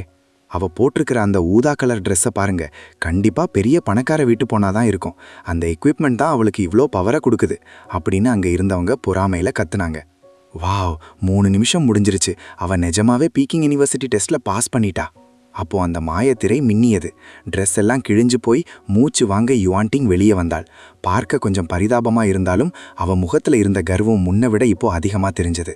அவள் யுன்லானை பார்த்து, யுன்லானக்கா, போன வருஷம் பீக்கிங் யூனிவர்சிட்டியோட பெஸ்ட் ஸ்டூடெண்ட்னு உங்களை ஏன் சொல்றாங்கன்னு இப்போ புரியுது. நீங்க நிஜமாவே வேற லெவல். நீங்க உங்க பாதி பவரை வச்சு உருவாக்குன அந்த நிழல் பிம்பமே ஃபேண்டம் இவ்வளோ பவர்ஃபுல்லா இருக்கு. நல்ல வேலை, இந்த டெஸ்ட் 3 நிமிஷத்தோட முடிஞ்சது. இன்னும் 1 நிமிஷம் அதிகமா இருந்திருந்தா கூட நான் உங்க கையான செத்து போயிருப்பேன் அப்படின்னு சொன்னாள். யுன்லான் லேசாக சிரித்துக்கொண்டே தலையசைத்தார். இந்த புது பொண்ணு ஐஸ் வைக்கிறதுல கில்லாடியா இருக்காளே என்று அவர் மனதுக்குள் நினைத்து கொண்டார். உண்மையில் அந்த ரிஃப்ளெக்டிங் இல்யூஷன் அவரோட குரு சொல்லிக் கொடுத்த ரகசிய வித்தை. அது மட்டும் இல்லாம அந்த இடத்தோட ரூல்ஸ் படி ஒருத்தர் கொல்றதுக்கு வாய்ப்பே இல்லை. அதிகபட்சம் அடி வாங்கிட்டு வெளியே தூக்கி வீசப்படுவாங்க, அவ்வளோதான். நீ ஒன்றும் மோசமில்ல. வேலை கிடைச்ச 3 நாள்ல இந்த லெவலுக்கு வந்திருக்கேன்னா நீ கண்டிப்பா ஒரு நைட் வாக்கர்னு நிரூபிச்சிட்ட. போய் எனக்கு பின்னாடி நில்லு. டெஸ்ட் எல்லாம் முடிஞ்சதும் உன்னை பீக்கிங் யூனிவர்சிட்டிக்கு நாங்க கூட்டிட்டு போவோம். அங்க நீ அதிகாரப்பூர்வமா எங்களோட ஒரு மெம்பர் ஆகிடலாம் என்று யுன்லான் நிதானமாக சொன்னார். மேடையில் அமர்ந்திருந்த யுன்மியாவோட இறுக்கமான முகம் கொஞ்சம் தளர்ந்தது. அவரும் லேசாக தலையசைத்தார். ஜியாங்ஜன் சிரித்துக்கொண்டே வாழ்த்தினார். வாழ்த்துக்கள் யுன் டீச்சர், பீக்கிங் யூனிவர்சிட்டி இன்னைக்கு தன்னோட கணக்கு தொடங்கிடுச்சு. யுன்மியா அவரை பார்த்துவிட்டு, லெவல் 16 நைட் வாக்கர், நிஜமாவே நல்ல விஷயம்தான். அவ போட்டிருக்கிற எக்யூப்மெண்ட்டை பார்த்தா சீஹாங் சிட்டியில இருக்கிற ஏதோ பெரிய குடும்பத்தை சேர்ந்த பொண்ணா இருக்கும் போல. வசதியான இடத்திலிருந்து வர்ற பசங்க இந்த சாதாரண ஏழை பசங்களை விட எல்லாத்துலேயும் ஒரு படி மேல தான் இருக்காங்க என்றார். இதை கேட்டதும் ஜியாங்ஜென்னுக்கு முகம் சுழித்தது. ஏன்னா அவரும் ஒரு சாதாரண ஏழை குடும்பத்திலிருந்து வந்தவர்தான். இந்த நிலைமைக்கு வர்றதுக்கு அவர் எவ்வளோ கஷ்டப்பட்டிருப்பார், எவ்வளோ அவமானங்களை சந்திச்சிருப்பார்னு அவருக்கு தான் தெரியும். ஜியாங்ஜென்னின் குரல் கொஞ்சம் கடுமையாக மாறியது. பெரிய இடத்து பசங்களுக்கு ஆரம்பத்துல வசதிகள் அதிகமா இருக்கலாம், ஆனா அவங்க பெரிய ஆளாகிறது அவங்க கையில தான் இருக்கு. ஒருத்தன் எவ்வளவு தூரம் போவான்றது அவனோட மன உறுதியையும் புத்திசாலித்தனத்தையும் பொறுத்தது தான். யுன்மியா நக்கலாக சிரித்தார். ப்ரொஃபஷனல்ஸ் ஒன்றும் சாதாரண ஆட்கள் கிடையாது. திறமை இருந்து வசதி இல்லைனா அவங்க எவ்வளவுதான் கஷ்டப்பட்டாலும் என்ன சாதிக்க முடியும்? உதாரணத்துக்கு கூட்டத்துல நிக்கிற அந்த பையனை பாருங்க.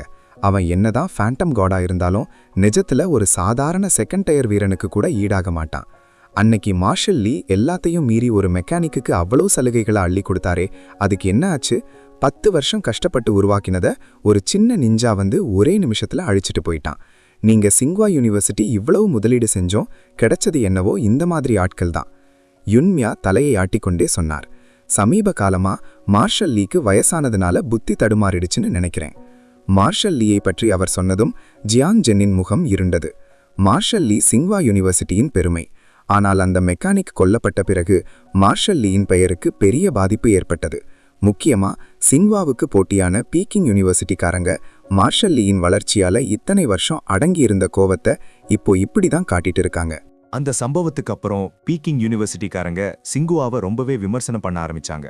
ஆனா சிங்குவா அகாடமியால அதுக்கு பதில் பேச முடியல. ஏன்னா அந்த மெக்கானிக்கோட பாதுகாப்பை உறுதிப்படுத்த அவங்க எல்லாத்தையும் செஞ்சாங்க. ஆனா அந்த land of the rising sun கொலையாளி எப்படி எல்லா சோதனைகளையும் தாண்டி வந்து தியான்ஜின் சிட்டிக்குள்ளேயே கொலை செஞ்சாங்கங்கிறது இன்னைக்கும் ஒரு புரியாத புதிராவே இருக்கு. மார்ஷல் லீய பத்தி யுன்மியா அப்படி தப்பா பேசினது ஜியாங்ஜென்னுக்கு ரொம்ப கோவத்தை உண்டு பண்ணுச்சு.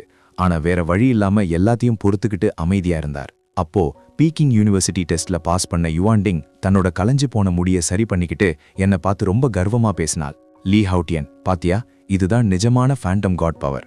உன்னோட மொக்க ப்ரொஃபஷனுக்கும் இதுக்கும் இருக்கிற வித்தியாசம் இப்ப புரியுதா? சுத்தி இருந்தவங்க எல்லாம் நான் எப்போ அவமானப்பட்டு ஓடுவேன்னு வேடிக்கை பார்க்க ஆரம்பிச்சாங்க. நான் மெதுவா முன்னாடி நடந்து வந்து பீக்கிங் அகாடமியோட அந்த மாய திரைக்கு முன்னாடி நின்னேன். நான் நக்கலா சொன்னேன், உன்னை பார்த்த ஒரு முட்டாள் மாதிரியே இருக்கு. இது வெறும் ஒரு சின்ன டெஸ்ட் தான். விஷயம் தெரியாதவங்க யாராவது பார்த்தா நீ ஏதோ லெவல் 100 எக்ஸ்பர்ட் ஆகிட்டேன்னு நினைச்சுப்பாங்க. நான் இப்படி பேசினதும் யுவான்டிங்கிற்கு முகம் அப்படியே மாறிடுச்சு. அவ ஏதோ பதில் சொல்ல வரதுக்குள்ள முன்னாடி இருந்த யுன்லான் பேச ஆரம்பிச்சாரு. புதுசா வேலைக்கு வந்த ஒரு சாதாரண மெக்கானிக், ஒரு பிரயோஜனம் இல்லாத ஃபேண்டம் காட் ப்ரொஃபஷன், நீ உனக்கு இவ்வளவு கர்வமா? மத்தவங்கள விமர்சனம் பண்ண உனக்கு என்ன தகுதி இருக்கு? யுன்லான் பின்னாடி நின்னுட்டு இருந்த யுவான்டிங்கிற்கு மனசுக்குள்ள ஒரே சந்தோஷம். இந்த யுன்லான் அக்கா பார்க்க தான் அமைதியா இருக்காங்க, ஆனா பேச்சு அப்படியே சவுக்கடி கொடுக்கற மாதிரி இருக்குன்னு நினைச்சு ரசிச்சா. யுன்லான் அக்கா, அப்படி சொல்லாதீங்க. உங்க முன்னாடி நிக்கிற இந்த லீ ஹவுட்டியன் தான் கிங்ஷான் காலேஜோட டாப்பர். எப்பவும் இவன் தான் ஃபர்ஸ்ட் ரேங்க். அது மட்டும் இல்ல, இவன்கிட்ட யாருமே எதிர்பார்க்காத அளவுக்கு 100% ஸ்பிரிச்சுவல் பவர் இருக்கு. யுன்லான் ஆச்சரியமா யுவான்டிங்க பார்த்தார். ஆனா அடுத்த நிமிஷமே அலட்சியமா சொன்னார், அப்படியே 100% பவர் இருந்தா என்ன? கடைசியில இவன் ஒரு மெக்கானிக் தானே. உன்னோட ஸ்பிரிச்சுவல் பவர் இன்னும் 2 மடங்கு அதிகமா இருந்தா கூட இது ஒரு குப்பையான ப்ரொஃபஷன் தான். கையில ஒரு ஸ்டாஃப் வச்சிருக்கிற மெக்கானிக். என்ன, நாய் அடிக்கிற குச்சி வித்தைய பழக போறியா? உன்னோட திறமைக்கு என்னோட மாய பிம்பத்துக்கிட்ட 3 நிமிஷம் தாக்கு பிடிக்கிறதெல்லாம் ரொம்ப அதிகம். அரை நிமிஷம் கூட உன்னால தாங்க முடியாது. தூக்கி வீசப்படுவ பாரு. என் கண்ணுல ஒரு மின்னல் மின்னுச்சு. நான் யுன்லான ஒரு மாதிரி நக்கலா பார்த்தேன். அரை நிமிஷம் கூடவா? நிஜமாவே சொல்றீங்களா? யுன்லான் கேலியா சிரிச்சார். ஒரு மொக்க ப்ரொஃபஷனுக்கு அரை நிமிஷமே பெரிய கௌரவம் தான். நான் பலமா சிரிச்சேன். என் கையில ஒரு பிங்க் கலர் ஸ்டாஃப் வந்துச்சு. நான் நேரா அந்த மாயத்திரைய நோக்கி நடந்தேன். கிணற்று தவளைக்கு வானம் அவ்வளவுதான்னு நினைப்பான். உன் கதையும் அதுதான். உனக்கு ஒரு மண்ணும் தெரியாது. இந்த பிங்க் கலர் ஸ்டாஃபோட பவர் ஓ மண்டைய செதற வைக்கிறதுக்கு தாராளமா போதும். அப்படி சொல்லிட்டு ஒரு மின்னல் வேகத்துல அந்த மாயத்திரைக்குள்ள மறைஞ்சேன். யுன்லானுக்கு கோபத்துல முகம் அப்படியே செவந்துடுச்சு. உடம்பெல்லாம் நடுங்க ஆரம்பிச்சுது. வேலை கிடைச்சு 3 நாளான ஒரு பையன் பீக்கிங் யூனிவர்சிட்டியோட ஸ்டூடெண்ட் ரெப்ரசன்டேட்டிவான என்ன பார்த்து கிணற்று தவளைன்னு சொல்றானா. அவரால் அதை நம்பவே முடியல. பற்களை கடிச்சுக்கிட்டே சொன்னார், அறிவில்லாத முட்டாளே, என்னோட நிழற் பிம்பத்துக்கிட்ட அடி வாங்கிட்டு நீ வெளியே வந்து விழும்போது பார்க்கறேன். அப்பவும் இதே மாதிரி பில்டப் கொடுப்பியான்னு. அங்கிருந்த ஜியாங் ஊயும் முகத்துல ஒரு சின்ன வியப்பும் சீரியஸ்னஸும் தெரிஞ்சது. அந்த ஸ்டாஃபை வாங்கினது இந்த லீ ஹவுடியன் தான் போல. அந்த கோப்ளின் ஸ்டாஃப் ரொம்ப பவர்ஃபுல் தான். ஆனா அதுல இருக்கிற மைனஸ் பாயிண்ட்ஸ் பெரிய தலைவலி. ஆனா எல்லாரும் இவ்வளவு கிண்டல் பண்ணும்போதும் இவன் கொஞ்சம் கூட பதட்டப்படாம ரொம்ப நிதானமா இருக்கிறத பார்த்தப்போ ஜியாங் உயுக்கு மனசுக்குள்ள ஏதோ ஒரு பொறி தட்டுச்சு. இந்த மெக்கானிக் மத்தவங்கள மாதிரி கிடையாது போலையேன்னா உங்களுக்கு தோணுச்சு. நான் திரைக்குள்ள போனதும் எனக்கு முன்னாடி ஒரு 50 மீட்டர் தூரத்துல ஒரு பொண்ணு நின்னுட்டு இருந்தா. அந்த உயிரில்லாத கண்களை தவிர அவ பார்க்கறதுக்கு அப்படியே வெளியே இருந்த யுன்லான் மாதிரியே தான் இருந்தா. உடனே என் முன்னாடி ஒரு மெசேஜ் வந்துச்சு, தயாராக 10 செகண்ட்ஸ். அந்த யுன்லான் நிழல் பிம்பம் அசையாம நின்னுட்டு இருந்தது. நான் டக்குன்னு என்னோட எக்ஸோஸ்கெலட்டன் ஆர்மரை போட்டுக்கிட்டு ஒரு லேயர் டிஃபென்ஸ் ரெடி பண்ணிக்கிட்டேன். அடுத்த நொடியே 20 பிளாக் கேட்லிங் மெஷின் கன்களும் 10 ராக்கெட் லாஞ்சர்களும் காத்துல தோன்றுச்சு. அந்த இருட்டான துப்பாக்கி முனைகள் எல்லாமே அந்த யுன்லான் பிம்பத்தை நோக்கி குறி வச்சுது. அந்த இடமே இப்போ ஏன் கண்ட்ரோல்ல தான் இருக்கு. போர் ஆரம்பிச்சது. 20 கேட்லிங் துப்பாக்கிகளும் ஒரே நேரத்துல சீர ஆரம்பிச்சது. அந்த குண்டு மழை யுன்லான சுடாம அவளை சுத்தி ஒரு 10 மீட்டர் தூரத்துக்கு ஒரு வேலி மாதிரி தடுத்தது. மீதி இருந்த 10 ராக்கெட் லான்ச்சர்களும் அவளை குறி வச்சு நெருப்ப கக்க ஆரம்பிச்சது. நான் லேசா சிரிச்சுக்கிட்டே எனக்குள்ளே சொல்லிக்கிட்டேன், பேட்டில் மேஜ் ஸ்பெஷல் டைப் மேஜ் தான். வேகம் அதிகம், க்ளோஸ் காம்பேட்ல கில்லாடி, அட்டாக் எல்லாம் ரொம்ப ஷார்ப்பா இருக்கும். ஆனா நீ தப்பிக்கிறதுக்கு ஒரு இடம் கூட விடாம எல்லா பக்கமும் பிளாக் பண்ணிட்டு ராக்கெட் லான்ச்சர் வச்சு அட்டாக் பண்ணா உன்னால என்ன பண்ண முடியும்? எவ்வளவு பெரிய வீரனா இருந்தாலும் இவ்வளவு குண்டுமலையில இருந்து தப்பிக்க முடியுமா? நான் நினைச்ச மாதிரியே அந்த யுன்லான் பிம்பம் அட்டாக் பண்ண வரப்போச்சு. ஆனா சுத்தி வர குண்டுமலையை பார்த்ததும் அப்படியே குழம்பி போய் நின்னுடுச்சு. அடுத்த செகண்ட் பும், பயங்கரமான சத்தத்தோட ராக்கெட் வெடிச்சு சிதறிச்சு. அந்த யுன்லான் பிம்பம் துண்டு துண்டா போச்சு. நான் நக்கலா சிரிச்சேன். இதுதான் ஃபேண்டம் காட், இதுதான் ப்ரொஃபஷனல். யுன்லான் பிம்பம் அழிஞ்சதும் நான் உள்ள வரும்போது இருந்த அதே உணர்வு திரும்ப வந்துச்சு. நான் உடனே எல்லா ஸ்கில்களையும் ஆஃப் பண்ணினேன். கேட்லிங் கன், ராக்கெட் லான்ச்சர், எக்ஸோஸ்கெலட்டன் ஆர்மர் எல்லாமே ஒரே நொடியில மாயமா மறைஞ்சிடுச்சு. வெளியே மேடையில உட்கார்ந்திருந்த யுன் மியாவோட முகம் அப்படியே அதிர்ச்சியில உறைஞ்சு போச்சு. அவரோட கண்ணு அப்படியே விரிஞ்சது. உடம்பு லேசா நடுங்க ஆரம்பிச்சது. பக்கத்துல இருந்த ஜியாங்ஜன் இதை கவனிச்சுட்டு, இந்த திமிர் பிடிச்ச பொண்ணுக்கு திடீர்னு என்னாச்சு அப்படின்னு ஆச்சரியமா பார்த்தார். யுன்மியா திடீரென்று எழுந்து நின்று சில அடிகள் முன்னால் வந்து அதிர்ச்சியுடன் யுன்லானை பார்த்தார். ஏனென்றால் தான் உருவாக்கிய அந்த மாயத்திரை அழிந்து விட்டதை அவர் உணர்ந்தார். அதுவும் தன்னுடைய செல்ல பிரமாணமான யுன்லானின் அந்த பிம்பம். இல்ல, இது சாத்தியமே இல்ல. ஒரு சாதாரண மெக்கானிக்கால இது எப்படி முடியும் என்று நம்ப முடியாமல் தனக்குள்ளேயே முணுமுணுத்தார். அந்த பிம்பம் மறைய 2 வழிகள்தான் உண்டு. ஒன்று, அவராகவே அதை ரத்து செய்ய வேண்டும், அல்லது அது யாராலாவது அழிக்கப்பட வேண்டும். யுன்லானின் பலத்திற்கு அந்த பிம்பம் வெறும் பாதி பலம் கொண்டிருந்தால் கூட ஒரு மெக்கானிக்கால் அதை தொடுவது கூட முடியாத காரியம். கீழே இருந்த கூட்டத்தில் இன்னும் சலசலப்பு குறையவில்லை. அந்த டாப்பரையே மிரட்டிய மெக்கானிக்கை எல்லாரும் ஒரு மாதிரியாக பார்த்து பேசிக் கொண்டிருந்தார்கள். அப்போது ஒரு ஒளி மின்னியது. நான் எல்லார் முன்னாடியும் மீண்டும் வந்து நின்றேன். என்னை பார்த்ததும் யுவாண்டிங் கண்கள் அப்படியே விரிந்தது. ஹஹஹா, நீ நிஜமாவே ஒரு தண்டமான மெக்கானிக் தாண்டா. 20 செகண்ட் கூட உன்னால தாங்க முடியல, அடி வாங்கிட்டு வெளியே வந்துட்ட. லீ ஹவுட்டியன், இப்போ சொல்லு, யாரு கிணற்று தவளேன்னு? உன் கையில இருக்கிற அந்த உடைஞ்சு போன குச்சியை வச்சு யுன்லான் அக்காவோட மண்டைய உடைப்பியா? இப்போ என்ன ஆச்சு? எல்லாரும் தன்னை பார்க்க வேண்டும் என்பதற்காக யுவாண்டிங் தொண்டை கிழிய கத்தினாள். சுத்தி இருந்தவங்க எல்லாரும் விழுந்து விழுந்து சிரிக்க ஆரம்பிச்சாங்க. எப்பா, இவன் பெரிய 3 செகண்ட் மேன் போல இருக்கு, இவ்வளவு சீக்கிரம் வெளியே வந்துட்டானே என்று கேலி பேச்சுகள் பறந்தன. ஆனா ஜியாங் உயு என்னை பார்த்தபோது லேசாக வியப்படைந்தார். அவர் ஒரு முக்கியமான விஷயத்தை கவனித்தார். நான் உள்ளே போகும்போது எப்படி இருந்தேனோ அப்படியே ஒரு சின்ன மாற்றம் கூட இல்லாமல் வெளியே வந்திருந்தேன். நான் நிஜமாகவே அடி வாங்கி வெளியே வந்திருந்தால் என் ட்ரெஸ் இப்படி நீட்டா கலைந்து போகாமல் இருக்க வாய்ப்பே இல்லை. ஒருவேளை இவன் நிஜமாகவே அவ்வளவு சீக்கிரம் அந்த பிம்பத்தை ஜெயிச்சிட்டானோ என்று அவர் மனதுக்குள் சந்தேகம் எழுந்தது. யுன்லான் இன்னும் என்னை கிண்டல் செய்து கொண்டிருந்தார். நீ நிஜமாவே ஒரு குப்பை மெக்கானிக் தான், உன்னை ரொம்ப பெருசா நினைச்சிட்டேன் போல, 20 செகண்ட் கூட உன்னால தாக்கு பிடிக்க முடியலையே. திடீரென்று அந்த மாய திரைக்குள்ளிருந்து ஏதோ உடைந்து சிதறும் சத்தம் கேட்டது. கிராக், பேங் என்று ஒரு மெல்லிய வெடிப்பு சத்தத்துடன் அந்த திரை அப்படியே மறைந்தது. யுன்லான் குழப்பத்துடன் பார்த்தார். திரை மறைஞ்சிடுச்சே, என்ன ஆச்சு? டீச்சர் ஏன் திடீர்னு வித்தையை நிறுத்திட்டாங்க என்று நினைத்து மேடையை பார்த்தார். அங்கே யுன்மியா அதிர்ச்சியில் உறைந்து போய் என்னையே பார்த்து கொண்டிருப்பதை பார்த்ததும் யுன்லான் அப்படியே ஸ்தம்பித்து நின்றார். மெதுவாக யுன்மியா எதை பார்க்கிறாரோ அதே திசையில் யுன்லானும் திரும்பி பார்த்தார். என் முகத்தை பார்த்ததும் அவர் கண்கள் அப்படியே விரிந்தது. வாய் ஆச்சரியத்தில் திறந்தே இருந்தது. நான் சுற்றியிருந்த எல்லாரையும் ஒரு முறை பார்த்தேன். என் கையிலிருந்த அந்த ஸ்டாஃபை லேசாக சுழற்றிவிட்டு என் முகத்திலிருந்து அந்த நக்கலான சிரிப்பை இன்னும் அதிகமாக்கினேன். நான் சொன்னதை செஞ்சு காட்டிட்டேன். என் கையில இருக்கிற இந்த ஸ்டாஃப் நிஜமாவே உன் மண்டைய சிதறடிக்கக்கூடியதுதான். நான் சொல்லி முடிச்ச அடுத்த நொடி அந்த இடமே அதிர்ச்சியில உறைஞ்சு போச்சு. சுத்தி இருந்தவங்க எல்லாரும் ஆச்சரியத்துல கத்துனாங்க. ஜியாங் உயு முகத்துல ஒரு பெரிய அதிர்ச்சி தெரிஞ்சது. இவன் நிஜமாவே யுன்லானோட பிம்பத்தை அடிச்சு நொறுக்கிட்டானா? ஒருவேளை அந்த ஸ்டாஃப்ல ஏதாவது சீக்ரெட் பவர் இருக்குமோ? ஜியாங் உயுவோட கண்கள் தேடல் கலந்த ஆச்சரியத்தோட என் மேல நிலைச்சது. யுன்லான் முகம் அப்படியே சோகமா மாறிடுச்சு. ஒரு சாதாரண மெக்கானிக்கால என்னோட பிம்பத்தை என்னைக்குமே ஜெயிக்க முடியாது. உள்ள நீ என்ன தில்லுமுள்ளு பண்ண அப்படின்னு கத்துனாரு. உண்மையிலேயே அந்த ரிஃப்ராக்ஷன் இல்யூஷன் வித்தைய உருவாக்குன யுன் மியாவுக்கே உள்ள என்ன நடக்குதுன்னு பார்க்க முடியாது. அப்படி இருக்கும்போது நான் எந்த ஆயுதத்தை வச்சு அந்த பிம்பத்தை அழிச்சேன்னு அவங்களுக்கு தெரிய வாய்ப்பே இல்ல. யுன்லான் இன்னும் திமிரா பேசுறத பார்த்து நான் நக்கலா சிரிச்சேன்.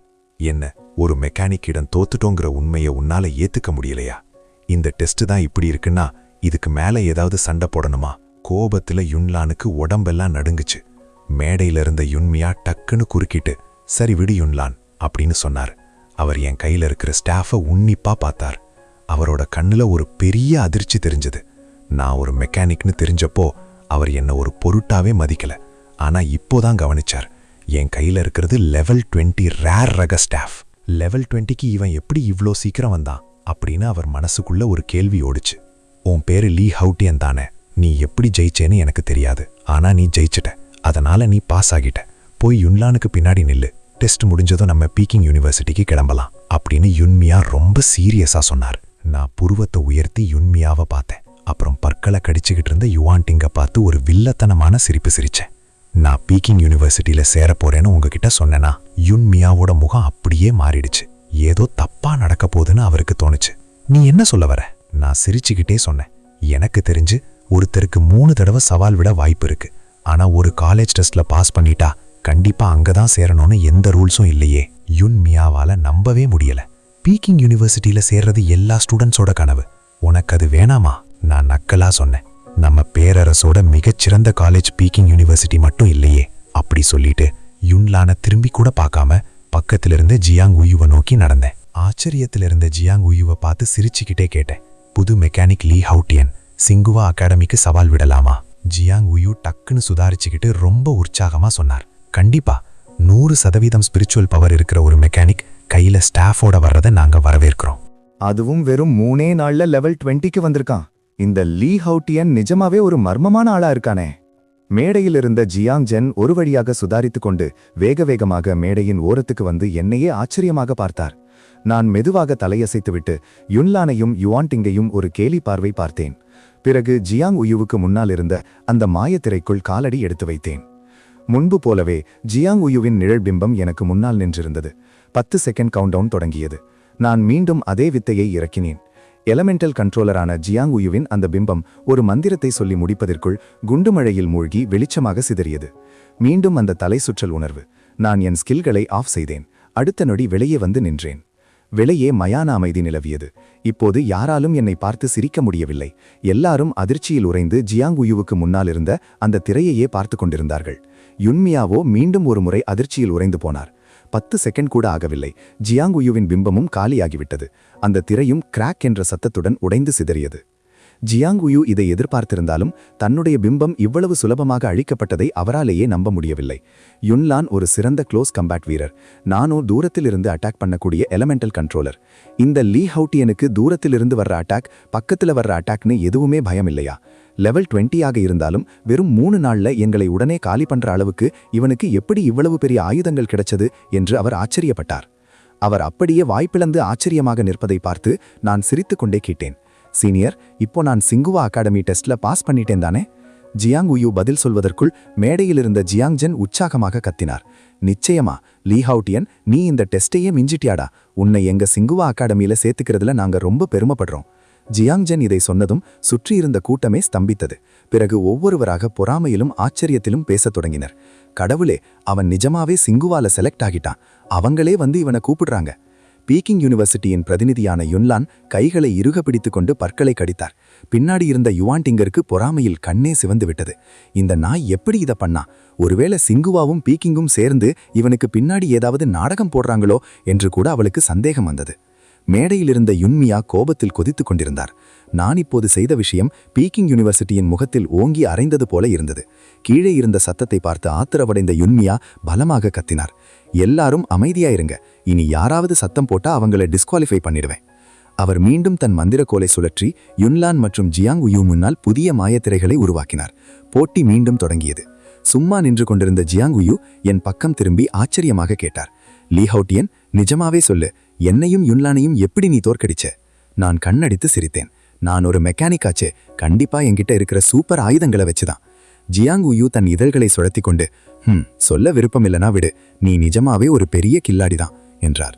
சிங்வா யூனிவர்சிட்டியின் டாப் ஸ்டூடெண்டான ஜியாங் உயுவுக்கு ஆரம்பகால மெக்கானிக் ப்ரொஃபஷன்களின் பலத்தை பத்தி நல்லாவே தெரியும். அதனாலதான் வேலை கிடைச்சு 3 நாளான ஒரு மெக்கானிக்கால் தன்னுடைய பிம்பத்தை 20 செகண்ட் கூட தாக்கு பிடிக்க விடாம கொல்ல முடியும்னு அவரால இன்னும் நம்ப முடியல. கண்டிப்பா இவன் வேற ஏதோ பெரிய வித்தைய வச்சிருக்கான்னு அவர் நினைச்சாரு. நான் ஒன்னும் தெரியாதவன் போல தோளை உயர்த்தினேன். நான் பொய் சொல்லலையே. காலேஜ் செலெக்ஷன் முடியிற அந்த 12 மணி நேரம் நெருங்கிக்கிட்டு இருந்தது. டுகுயான் தியான் குவாங் அகாடமி ரெப்ரசன்டேட்டிவ் பின்னாடி ரொம்ப கடுப்போட உட்கார்ந்திருந்தான். ஆனா அவன் கண்ணு அடிக்கடி சிங்குவா அகாடமி பக்கமே போயிட்டு இருந்தது. ஒரு ஹோலி பிரீஸ்ட் ப்ரொஃபஷனலா அவனோட திறமை ஒன்னும் மோசம் இல்ல. அவன் எப்பவும் கவனமா இருக்கணும்னு நினைக்கிறவன். அதனாலதான் சப்போர்ட் ப்ரொஃபஷன்களுக்கு பேர் போன தியான் குவாங் அகாடமியை தேர்ந்தெடுத்தான். அவனோட ஷீல்ட் ஆஃப் லைட் கவசத்தை வச்சு அந்த போட்டியில 3 நிமிஷம் தாக்கு பிடிச்சு பாசும் ஆகிட்டான். ஆனா அதுக்கப்புறம் அவன் பீக்கிங் அகாடமிக்கும் சிங்குவா அகாடமிக்கும் சவான் விட்டப்போ யுவான் லானோ ஜியாங் உயுவோட அட்டாக்கை தாங்க முடியாம 2 நிமிஷத்துல தோத்து போயிட்டான். யுவான் டிங் கிட்ட இருந்து எக்யூப்மெண்ட்டுகளை வாங்கறதுக்காக இத்தனை நாளா அவன் ராப்பகலா அவ கூட சேர்ந்து சண்டை போட்டான். ஆனா அவ்வளவு கஷ்டப்பட்டும் யுவான் டிங் அவனுக்கு வெறும் 3-4 பீஸ் எக்யூப்மெண்ட்டை தான் கொடுத்திருந்தா. ஒருவேளை அவன் ஏன் கூடவே இருந்திருந்தா அந்த டஞ்சியன்ல கிடைச்ச ரிவார்ட்ஸை வச்சு அவன் இப்போ முழு செட் எக்யூப்மெண்ட்டோட கெத்தா இருந்திருப்பான். பீக்கிங் யூனிவர்சிட்டி டெஸ்ட்ல கூட ஈஸியா பாஸ் பண்ணியிருப்பான். அவன் மனசுக்குள்ள என்னை திட்டி திருத்தான். லீ ஹவுட்டியன், நீ ஒரு கொடூரமானவன்டா. என் வாழ்க்கைய நாசமாக்கிட்ட. நீ செத்து போகணும். யுன் மியா நேரத்தை பார்த்துட்டு எழுந்திருச்சார். கையில இருந்த மந்திரக்கோலை காத்துல சுழட்டினார். அந்த இருட்டுல அந்த தங்க நிற ஒளி ஜொலிச்சது. எல்லா அகாடமி முன்னாடியும் இருந்த அந்த மாய கண்ணாடிகள் எல்லாம் ஒரே நேரத்துல மறைஞ்சிடுச்சு. சில கண்ணாடிகளுக்குள்ள டெஸ்ட் எழுதிட்டு இருந்த பசங்க கூட அப்படியே வெளியே தூக்கி வீசப்பட்டாங்க. யுன் மியா கனத்த குரல்ல சொன்னார், நேரம் முடிஞ்சது. இந்த வருஷத்துக்கான காலேஜ் செலெக்ஷன் இதோட முடியுது. தோத்து போனவங்க அடுத்த வருஷம் பார்த்துக்கலாம். கீழே நின்னு அழுதுட்டு இருந்த பசங்களை அவர் ஒரு மாதிரி கேவலமா பார்த்தார். பிறகு யுன் லான் பின்னாடி நின்னுட்டு இருந்த அந்த 10-15 புது ஸ்டூடெண்ட்ஸை பார்த்து, பீக்கிங் அகாடமி ஸ்டூடெண்ட்ஸ் எல்லாம் என் கூட வாங்க, நான் தான் உங்க டீச்சர் யுன் அப்படின்னு கர்வமா சொன்னார். அங்க இருந்தவங்க எல்லாரும் பெருமையா பதில் சொன்னாங்க. பீக்கிங் யூனிவர்சிட்டியில சீட்டு கிடைச்சது அவங்களுக்கு அவ்வளவு சந்தோஷம். ஆனா யுவான் டிங் மட்டும் ரொம்ப கோவத்தோட சிங்குவா அகாடமி பக்கமே முறைச்சிட்டு இருந்தா. பீக்கிங் அகாடமி மாதிரியே ஜியாங் உயூ பின்னாடியும் தேர்வான ஒரு 10-15 புது ஸ்டூடெண்ட்ஸ் நின்னுட்டு இருந்தாங்க. இந்த புது ஸ்டூடெண்ட்ஸ் எல்லாரும் பார்க்கறதுக்கே ரொம்ப பரிதாபமா இருந்தாங்க. ஏன்னா இந்த ப்ரொஃபஷனல்ஸ் கிட்ட போதுமான அளவு எக்யூப்மெண்ட்ஸ் இல்லாததால அவங்களால அந்த மாய பிம்பங்களோட அட்டாக்க தாக்கு பிடிக்க முடியல. மக்கள் மத்தியில சிங்குவா அகாடமிக்கு ஒரு செல்ல பெயர் உண்டு, அது ஏழைகளின் பல்கலைக்கழகம். ஆனா பீக்கிங் அகாடமி ஒரு பணக்கார பிரைவேட் ஸ்கூல் மாதிரி. ஒரு சாதாரண ஏழை குடும்பத்திலிருந்து வந்த ஜியாங் ஜென் அந்த புது ஸ்டூடெண்ட்ஸை ரொம்ப ஆசையாவும் உற்சாகமாவும் பார்த்தார். அவங்கள பார்க்கும்போது பல வருஷங்களுக்கு முன்னாடி இருந்த தன்னையே அவர் பார்க்குற மாதிரி இருந்தது. அவர் ஒரு மெல்லிய சிரிப்போட சொன்னார், குட்டீஸ், எல்லாருக்கும் வாழ்த்துக்கள். இன்னையிலிருந்து நீங்க ஒரு உண்மையான ப்ரொஃபஷனலா உங்க பயணத்தை தொடங்குறீங்க. சிங்வா ஸ்டூடெண்ட்ஸ் எல்லாரும் டீச்சர் ஜியாங் அப்படின்னு ரொம்ப உற்சாகமா கத்துனாங்க. ஜியாங் ஊயோட முகத்துல ஒரு அழகான சிரிப்பு வந்துச்சு. தம்பிகளே, தங்கச்சிகளே, எல்லாரும் இங்க வாங்க. நம்ம சிட்டியோட டெலிபோர்டேஷன் அரே மூலமா நேரடியா தியான்ஜின் சிட்டிக்கே திரும்பி போக போறோம். எல்லாரும் சரி அப்படின்னு சொல்லிட்டு தங்களோட துணிமணிகளை பேக் பண்ண கிளம்புனாங்க. நானும் வீட்டுக்கு போய் என் பொருள்களை எல்லாம் எடுத்து வச்சுட்டு தூங்க போனேன். அப்போ திடீரென்று வானத்துக்கும் பூமிக்கும் நடுவுல ஒரு பிரம்மாண்டமான சிவப்பு நிற ஒளித்தூண் தோன்றுச்சு. நான் ஆச்சரியத்தோட அந்த சிவப்பு தூணை பார்த்தேன். அதுல 3 கோடுகள் தெரிஞ்சது. அப்படின்னா லெவல் 30 வரைக்கும் இருக்கிறவங்க தான் உள்ள போக முடியும்னு அர்த்தம். அப்ட்ரஸ் டஞ்சியன் அப்படின்னு எனக்குள்ளே சொல்லிக்கிட்டேன். இந்த அப்ட்ரஸ் டஞ்சியன்கள் 2 வகைப்படும். ஒன்னு ரேண்டம், இன்னொன்னு டைரக்ஷனல். பெரிய குரூப் டஞ்சியன்கள் அப்புறம் வேர்ல்ட் டஞ்சியன்களை தவிர இதுல தான் நிறைய லாபம் கிடைக்கும். பேர்லயே இருக்கிற மாதிரி ரேண்டம் அப்ட்ரஸ் டஞ்சியன் உலகத்துல எங்க வேணா திடீர்னு தோன்றும். இதோட முக்கியமான அடையாளம் வானத்தையே ஓட்ட போடுற மாதிரி இருக்கிற அந்த சிவப்பு ஒளி தூண் தான். அந்த தூண்ல இருக்கிற கோடுகள் உள்ள போறதுக்கான லெவல் லிமிட்டை சொல்லும். இன்னொன்னு இருக்கிற டைரக்ஷனல் டஞ்சியனுக்கு போகணும்னா இந்த ரேண்டம் டஞ்சியன்ல கிடைக்கிற அபிஸ் டோக்கன் இருக்கணும். இது எந்த வகை டஞ்சியனா இருந்தாலும் சரி, உள்ள போனா ஏகப்பட்ட எக்ஸ்பீரியன்ஸும் அபூர்வமான பொருட்களும் கிடைக்கும். சாதாரண டஞ்சியன்களை விட இங்க பிங்க் மற்றும் பர்பிள் கலர் எக்யூப்மெண்ட்ஸ் கிடைக்க 10 மடங்கு வாய்ப்பு அதிகம்.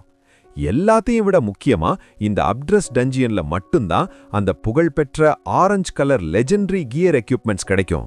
லோ லெவல் பிளேயர்ஸை பொறுத்த வரைக்கும் கோல்டன் எபிக் கியர்களுக்கு அடுத்து இதுதான் அவங்க வாங்க முடிகிற மிகச்சிறந்த ஆயுதம். அப்போ திடீரென்று என் ஃபோன்ல மெசேஜ் அலர்ட் அடிச்சுக்கிட்டே இருந்தது. எடுத்து பார்த்தா புதுசா ஆரம்பிச்ச குரூப்ல ஜியாங் ஜென் மெசேஜ் அனுப்பியிருந்தார். நம்ம 4 சிம்பிள்ஸ் சிட்டில ஒரு ரேண்டம் அப்ட்ரஸ் டஞ்சியன் தோன்றி இருக்கு. அதனால சிட்டியை சுத்தி 100 மைல் தொலைவில் இருக்கிற எல்லா டெலிபோர்டேஷன் அரேகளும் பிளாக் ஆயிடும். அதனால நாளைக்கு காலையில கிளம்புற பிளான் கேன்சல். இந்த டஞ்சியனை ஒரு முடிவுக்கு கொண்டு வந்த பிறகுதான் நம்ம தியான்ஜின் சிட்டிக்கு திரும்பி போக முடியும்.